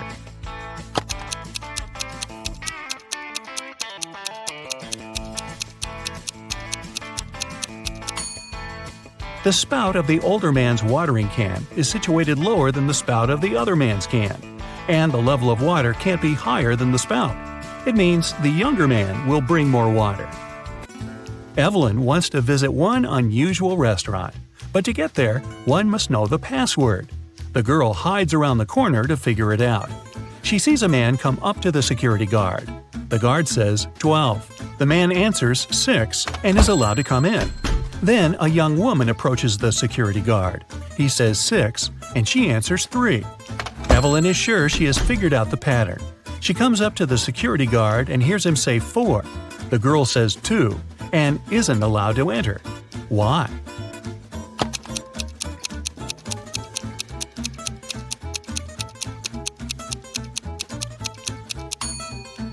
The password is always different. It's the number of letters in the word the security guard says. Like the word 12 has 6 letters. That's why Evelyn should have answered 4. A manager of the most luxurious sea resort in the area called the police. She said someone had stolen a set of very expensive monogrammed bed linen. 3 guests left the hotel that morning: Mr. Sam Taylor, Mrs. Amanda Martin, and Mr. Michael Smith. The police detained one of the guests and indeed found the bed linen in their suitcase. How did the detectives figure out which person was the thief?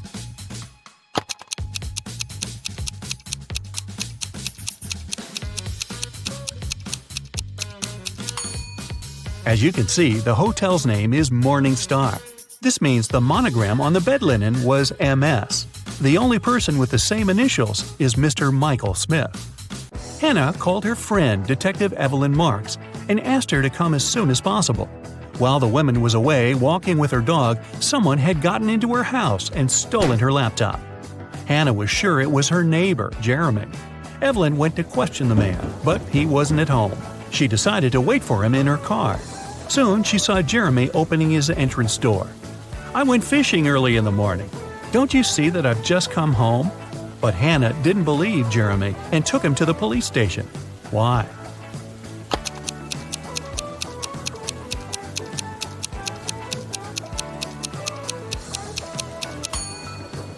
The guy was wearing white sneakers, but it's been raining since early morning.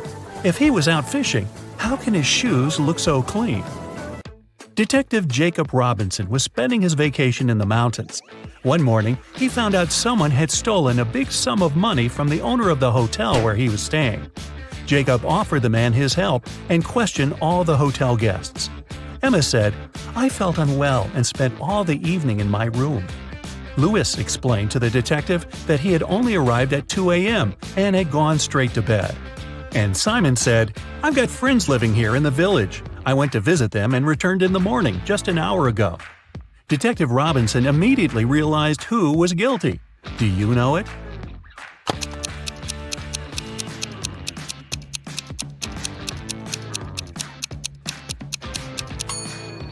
It was Simon. Look at the snow around the hotel. It looks untouched with no footprints whatsoever.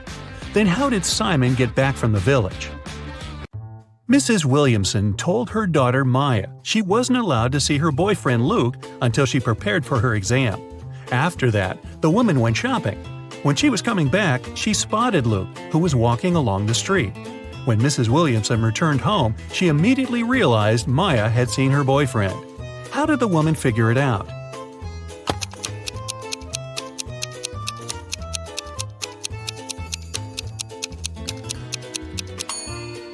When she was leaving, there were 5 roses in the vase on the kitchen table. Now there were only 4, and when she saw Luke, he was carrying a rose. Private Detective Sean was waiting for his client in the lobby of a large hotel. The client was running very late. That's why, to entertain himself, Sean was observing the hotel guests. He noticed a man at the reception desk. He had 4 suitcases, but refused when the porter offered to help him with the baggage. The man went to his room, only to reappear 5 minutes later with the largest of his suitcases. Half an hour later, he returned without the suitcase and went to his room. Soon, he rushed to the reception shouting, "My suitcases, they're gone!" Sean introduced himself and, together with the hotel management, joined the man in his room. Something seemed off about the guy, and soon, the detective realized he was a fraudster. What did the man do?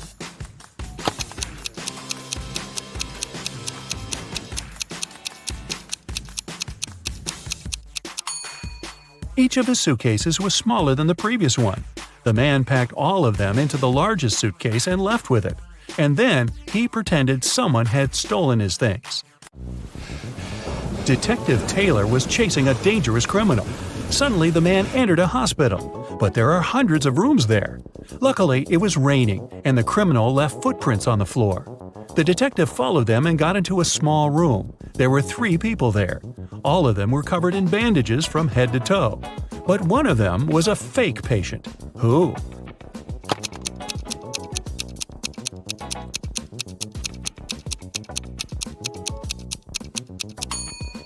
It's the man in the middle. He doesn't have a medical chart next to his bed. Carol was invited to a Halloween party in an abandoned house. Her friends asked if she was up for a challenge, and she said yes. Soon enough, she was locked inside a room. In this room, there was 1 door and 3 light switches next to it. Behind the door, there was an empty closet with nothing but a light bulb. Her task was to figure out which switch controlled the light bulb inside the closet. She could flip the switches however she wanted, but once she opened the door, she couldn't touch the switches anymore. Sometime later, she managed to get it right. How did Carol do it?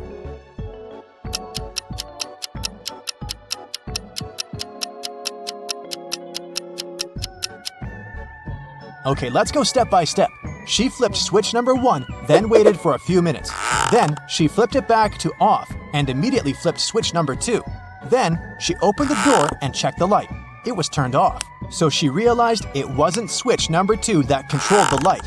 She decided to touch the bulb to test if it was hot or cold.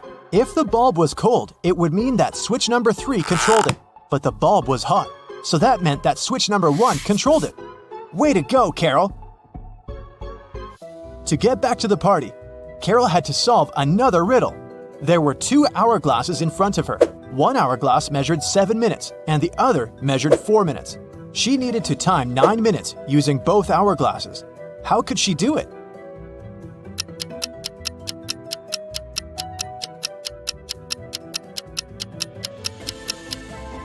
First, she turned over both hourglasses at the same time. By the time the 4-minute hourglass was done, the other one still had 3 minutes left. Carol flipped the 4-minute hourglass over again. By the time the 7-minute hourglass was empty, there was 1 minute left on the other hourglass. And by the time the 4-minute hourglass emptied again, there was 1 minute's worth of sand in the bottom half of the 7-minute timer. She flipped it over again, so there was 1 minute's worth of sand in the top part of the hourglass. And when the 7-minute timer finally emptied again, 9 minutes had passed in total. Phew, that took some work. Someone stole a rare diamond from Mrs. Monica Fraser's house. Mrs. Fraser claimed she'd walked into her bedroom one morning and found that the glass box in her dressing room had been broken and the diamond had been gone. She called a detective, who soon arrived at her place and asked some questions. Based on his inquiries, he gathered 3 suspects. Mrs. Fraser's gardener, Steve, had the key to the house. Her cousin Sophia was staying with her for the week, and the cleaning lady, Adeline, cleaned the house every day. Steve said he was on holiday that week, so he wasn't anywhere near the house when it had happened. Sophia said she didn't even know her cousin had a diamond hidden in her house. And Adeline said that she'd been cleaning the house at around 10 p.m. the previous night. Everything had seemed all right. Who stole the jewelry?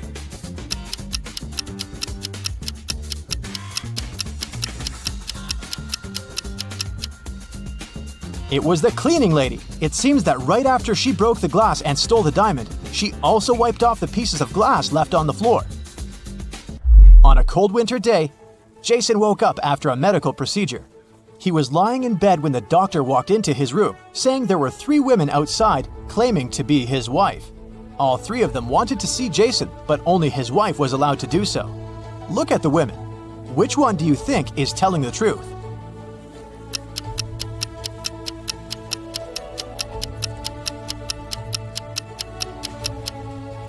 The woman wearing a white shirt is the only one that has a ring on her left finger. She's the wife. It was a lazy Sunday morning, and John was having breakfast in the kitchen.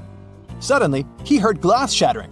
He walked into the living room and saw that someone had just broken one of his windows. He was mad and decided to go outside to see if he could find the culprit. There were only 3 people in the street, so he talked to each of them. The first was one of his neighbor's children. He was coming back from his football practice, holding a ball in his hands. He said he'd been going home at the time of the incident. The second person was Stephen, John's neighbor and longtime friend. He was carrying a toolbox. The man said he decided to come home to fix John's window. The last person was Julio, a mailman. He was riding his bike, throwing newspapers on people's front lawns. He said it had been hours since he'd passed John's house. Soon enough, John figured out who had done it. How?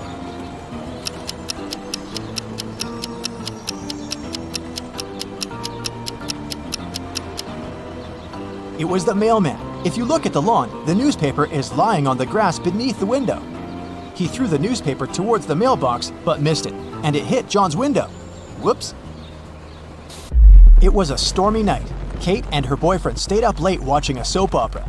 In the middle of it, there was a weather forecast. The weather lady said it would keep raining for 2 more days, but in 72 hours, it'd be bright and sunny. Kate turned to her boyfriend and said that the weather lady was wrong, and the girl was right. Why?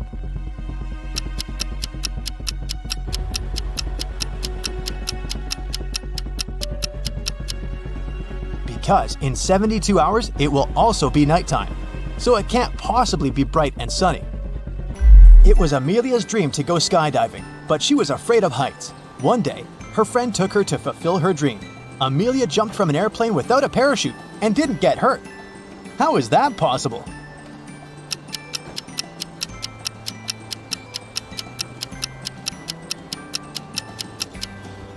The plane wasn't flying. It was still on the ground. Duh. Dave, an archaeologist, traveled to Egypt on a very special mission. He spent days excavating ruins hidden under the sand, and the only thing he found was a coin marked 10 BCE. When he showed it to his colleagues, they told him the coin was a fake. Why?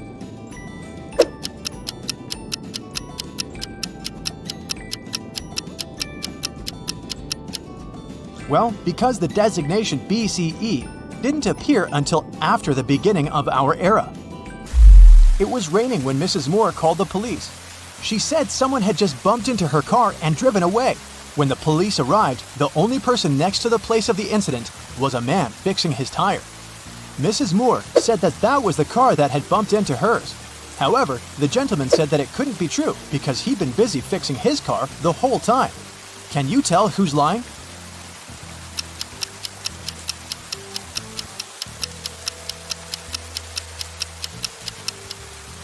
It's the guy fixing his car. The rain started just recently. If he'd been fixing his car this whole time, the ground underneath it would be dry. But look, it's wet. This means he's just arrived there and is actually the one responsible for the incident. 4 friends decided to meet up for coffee one afternoon. Someone asked which one of them was the oldest, and they answered with a riddle. Mia is 3 times older than Anna, but 3 years ago, Anna was a year younger than Claudia is now. And Olivia is twice as old as Anna. So can you put the girls into order by age?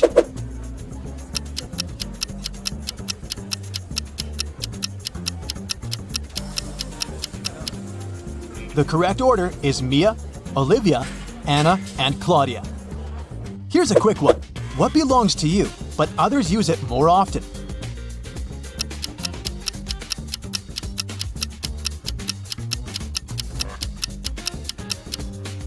Your name.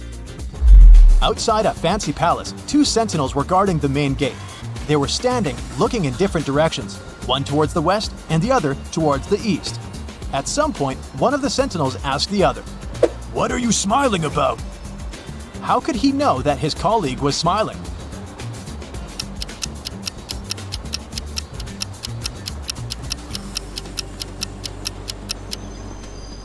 Well, despite the fact that they were looking in different directions, they weren't standing back to back. They were facing each other. Kevin was away on business and had to spend the night in a hotel. After a full day of meetings, he returned to his room to get some rest. He went to bed but couldn't fall asleep. After tossing and turning in bed for hours, he called someone, didn't say a word, and then finally fell asleep. Who did Kevin call? And how could he finally fall asleep?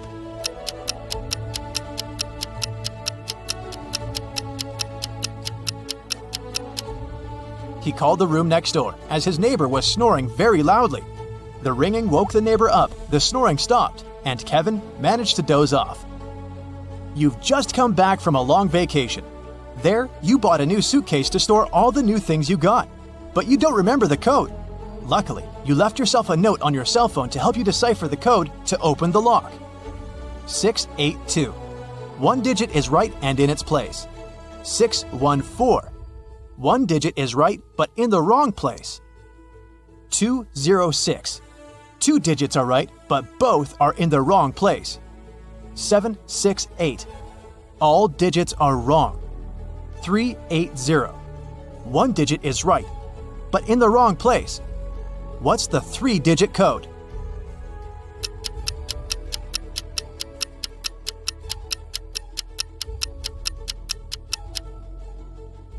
Zero, 4, 2. Sarah was in her hotel room when she heard a knock on the door. When she looked through the peephole, she saw a man standing outside. "Sorry for bothering you. I'm the hotel manager," he said. "Our database has crashed, and I need to recheck some information." Sarah said she would be back in a moment, got away from the door, and called the hotel security. She said there is a man trying to rob her. How did she know?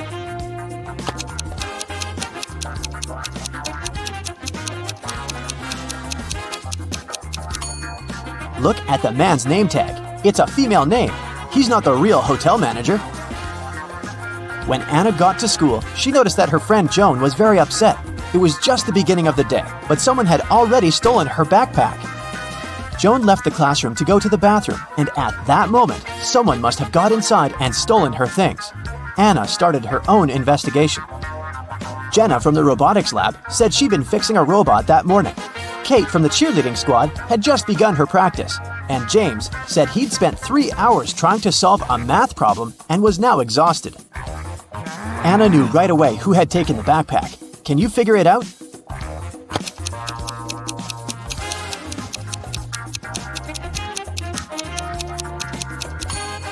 It was James. The school day had just started. How could he have been there for 3 hours already? On a beautiful morning, Michael and Christina went on a hike. At some point, they saw a river they had to cross.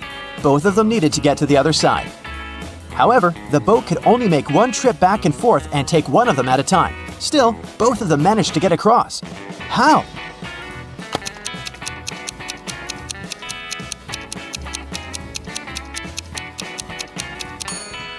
That's easy.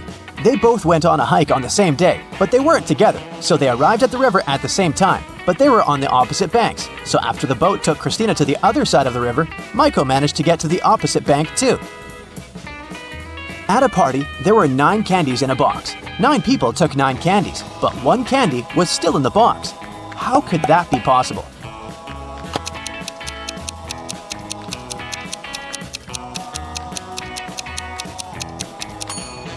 The last person took the candy that was still in the box. When the day after tomorrow becomes yesterday, then today will be as far from Sunday as the day it was today when the day before yesterday was tomorrow. Which day is it?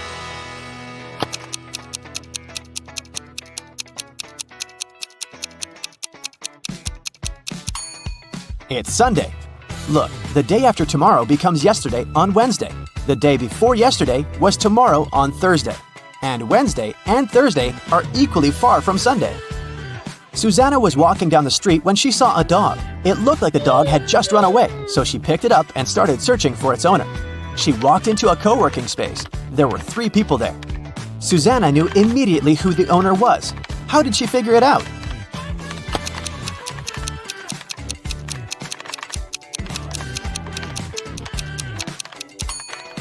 Look at the guy in the middle. He's sitting on top of a dog leash. It was Brian's birthday, and he organized a game for his friends. He placed 2 cards, 1 yellow and 1 red, inside a box. The rule said that if a person picked the red card, they would win $7,000, but if they picked the yellow card, they would have to pay $700. Nobody knew that Brian had lied. He'd put 2 yellow cards inside the box instead of 1 red and 1 yellow. Brian's friend Sandra watched her friends lose the game one by one. But when it was Sandra's turn, she won $7,000. How?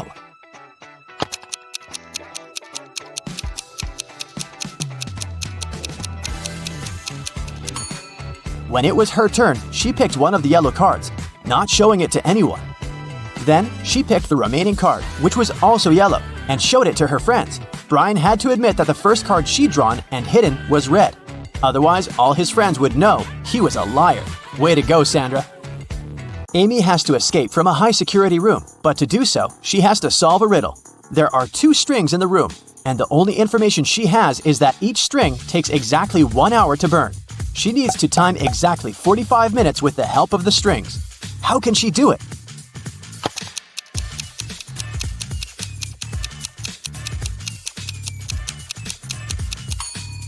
Amy should light both ends of the first string and one end of the second string. In 30 minutes, the first string will burn completely, since it'll burn twice faster with both ends on fire. Then, she should light the second end of the second string. At that time, the second string will have 30 minutes left to burn. But by lighting its other end, Amy will make it burn in 15 minutes. Voila! 45 minutes measured. On January 1st, Devin called the police to report a crime. He said he'd gone to his neighbor's New Year's Eve party the night before. And while he was away, someone broke into his house and stole his laptop and other valuables. When the police asked about the party, Devin said it had been great. There was good food and string lights were shining brightly and beautifully. Devin added that his neighbor could have been the one to steal his things. Maybe he snuck inside the house when Devin was at his place, having fun.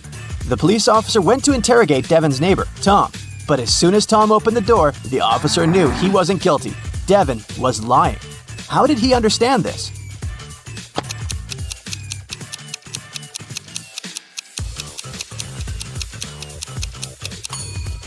Look at the string lights on the tree. They're missing 3 bulbs. It means they couldn't be working the night before. Devin is lying. Matthew was on an expedition to the South Pole. He had been exploring the area for days when a storm began. Looking for shelter, he managed to find 2 caves. In the first cave, there was a very hungry-looking polar bear. In the second cave, the air was filled with toxic gas. Which cave should he choose?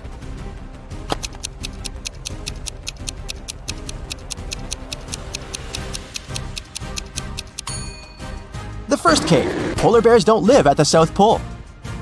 Jerry has an apple tree. The number of apples on his tree doubles every week. 30 weeks later, the tree is completely covered in fruit. Can you guess how many weeks the tree will need to become covered in oranges?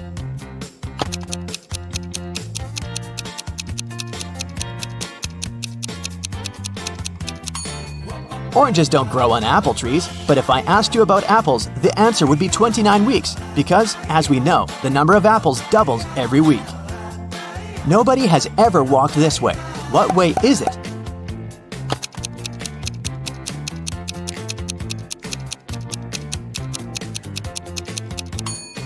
The Milky Way. Dave was held in a 150-foot-high tower of an ancient castle.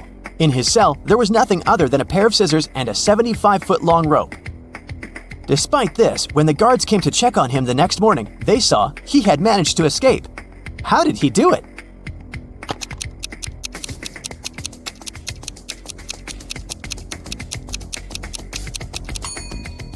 He cut the rope in the middle, but rather than cutting it across, he cut it along. Then, he tied both pieces of the rope together and safely got down to the ground. Genius, huh? On the outskirts of the town, there was a haunted house. A group of friends decided to check it out. They went there at night, but as soon as they got there, one of the friends, John, refused to go inside and tried to stop the others. But they just laughed at him and went inside, leaving him behind. There were several terrible crashing sounds coming from the house. And then everything went still. John never saw his friends again. How did John understand that there was something seriously wrong with the house?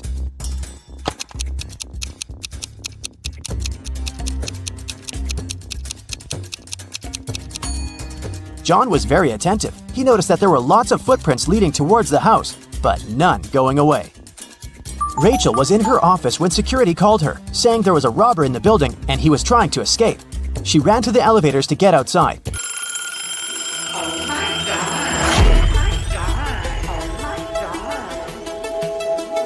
But 2 elevators arrived at the same time. In each of them, there was a man that looked suspicious and could be the robber. How can Rachel understand which elevator is safe to take?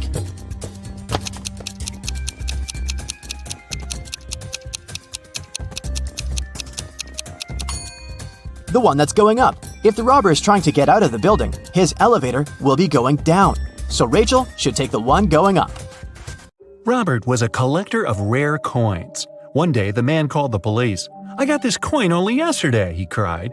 "I've been looking for it for several years, and now it's gone. I'll bet it's one of my brothers. Frederick and Matthew live together with me. One of them collects ancient books, and the other is crazy about rare stamps. All our collections are kept in one large room." The police started to ask Robert for more details. It turned out that the key from the room where all the collections were was kept in a vase standing on the fireplace. The only person who visited the house was Robert's friend, Mark. The man liked the coin so much that he started offering big money for it. But Robert didn't agree to sell it. In the morning, he came to check on the coin, but it was missing. When the police arrived, they found out the room had been opened with the key. The police didn't find any fingerprints either. Do you know who stole the coin?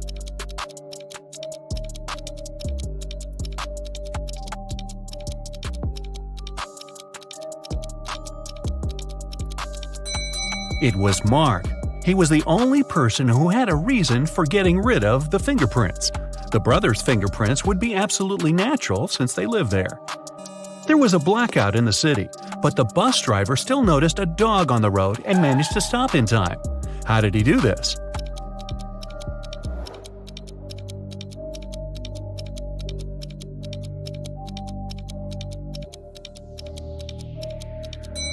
This accident happened during the day. It's nothing but holes tied to other holes.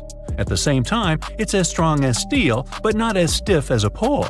What is it?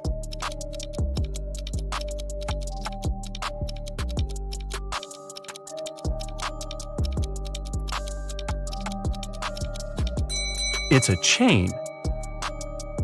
Stephen's wife called the police and told them her husband had disappeared right from his garage. It happened several hours ago. The only thing she found there was a left-hand glove. When the police came, they saw it was a very peculiar glove. Such gloves were sold only in one store in their town. The store owner told them he had recently sold these gloves only to two people, Kevin, Stephen's neighbor, and Brian, Stephen's colleague at work. The police officers visited Kevin and asked the man to show them his gloves, but Kevin had just one. "I lost the other glove a week ago, and I don't have any other gloves." The man even pulled the glove on to demonstrate it to the officers. Then the police visited Brian. "I was wearing these gloves when I was repairing my car. They got so dirty that I threw them away." Who do you think knows something about Stephen's disappearance?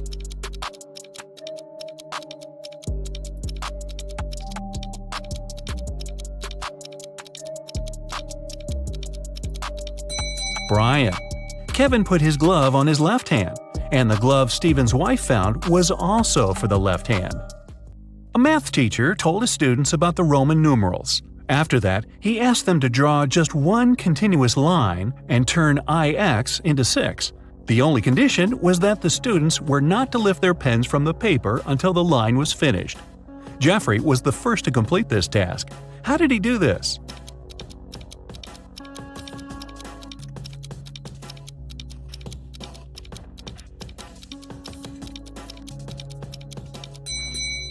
He drew the letter S in front of IX and got 6. Both Sharon and Cynthia had a box of chocolates each. There were 14 chocolates in each box. Sharon ate several candies, and Cynthia ate the same number of chocolates that were left in Sharon's box. How many chocolates do they have together now?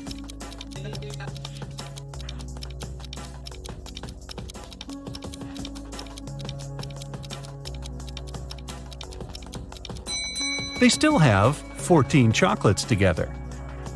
Kimberly inherited an old house from a rich aunt. When the young woman was exploring the cellar, she came across a massive wooden door. She opened it and saw a small room. In that room, there were 3 bags and a note on the floor. One of the bags has $1 million and the others are empty. You can only open one bag, so think carefully. Kimberly also noticed there was a message on each bag. On the first bag it said, "The cash is not here."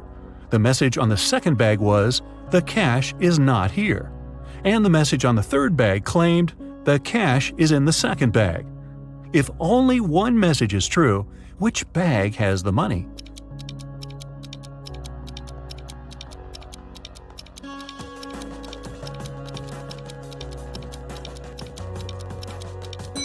The money can't be in the second or third bags. If it was so, then 2 messages would be true.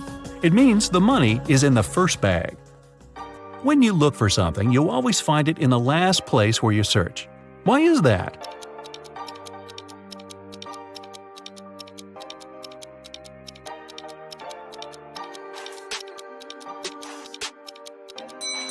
It's always the last place where you look because, after this, there's no need to continue your search. A married couple went on a vacation and asked their neighbor to look after their house. When they returned, the wife found out that she had lost all her expensive jewelry, and it happened because of a power failure, no less. The woman had hidden her jewelry in a supposedly safe place. The house hadn't been burgled. The neighbor was an honest person. The jewelry had disappeared by accident. What happened?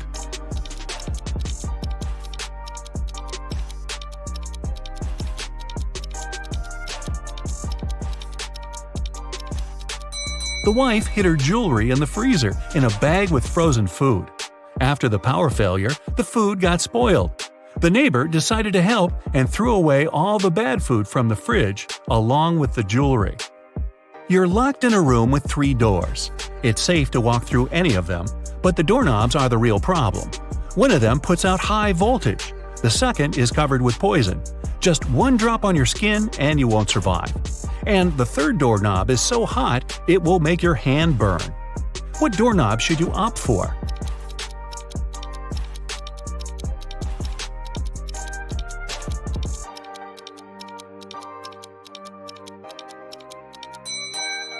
The second one. You can take off any piece of clothing and open the door with its help. This way you won't touch the doorknob with your bare hand. A woman was hit by a car that sped away right after the accident. When the police arrived, they found several witnesses who described the car. The detective went to the house of one of the suspects. There, he saw a car that looked like the one in the description. But when he questioned its owner, the man claimed he had spent the whole day at home. The detective realized the suspect was lying right away. How?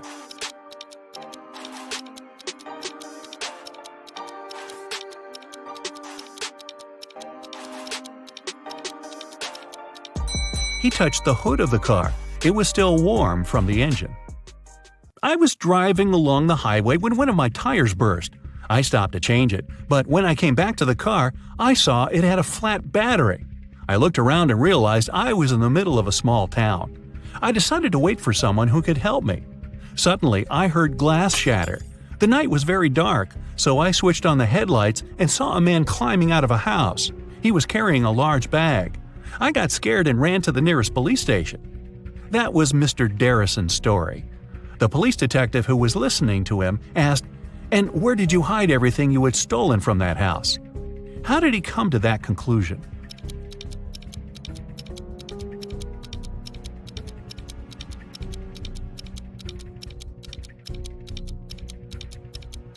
If Mr. Darrison's car battery was flat, how could he switch on the headlights? Dylan was trapped in a basement. The only thing he found inside was a note and a pen. Find the way to get 200 out of 188 with one line, and you'll be free. 5 minutes later, the door opened automatically, and Dylan was free. What did he do?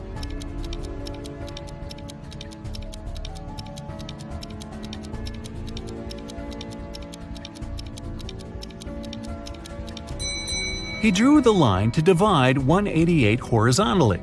That way, he got 2 ones and 4 zeros. A woman in a purple dress exclaimed, "I've never been to this store, Cinderella dresses. What kind of name is this?" But many people claim that a woman in purple took all the money from the cash desk while the shop assistant was away and ran out of the store, Detective Smith told the woman. The woman exclaimed, "I was just standing outside when suddenly a woman charged at me. Of course, I got scared and ran away. Then a police officer saw me running and stopped me. I agreed to return to the store, hoping it'd clear up the confusion. Several visitors said I could be the thief, but they weren't sure. Now I know you're the woman who stole the money," the detective said. How did he figure it out?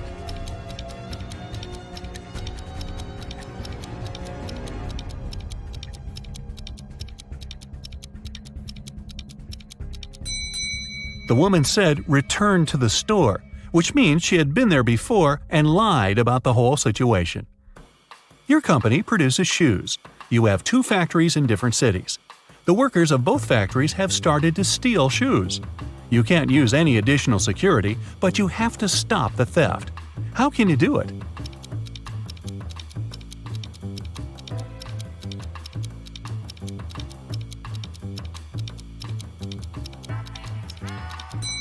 One factory should start making only left shoes, and the other only right ones. Detective Aaron Bowler participated in a competition organized by a private consultant who came from Europe. Aaron wanted to become the Detective of the Year very much. It was the evening of the last day of the competition. The consultant explained what would happen next. You will all gather in a large room. Once you hear a shot outside, you'll need to rush in and find the criminal. The winner will be the person who will get to them first. You aren't allowed to use any equipment or tools. Several hours passed, and the people in the room started to get nervous. Suddenly, Aaron got up and went to another room. His colleagues asked him where he went, but the guy only answered, "I need to get ready for the chase," and he took a seat without switching on the light. Several minutes later, the detectives heard the shot. Aaron ran outside and was the first to catch the criminal. The consultant gave the man his prize and asked, "What helped you to be the first?" What did Aaron answer?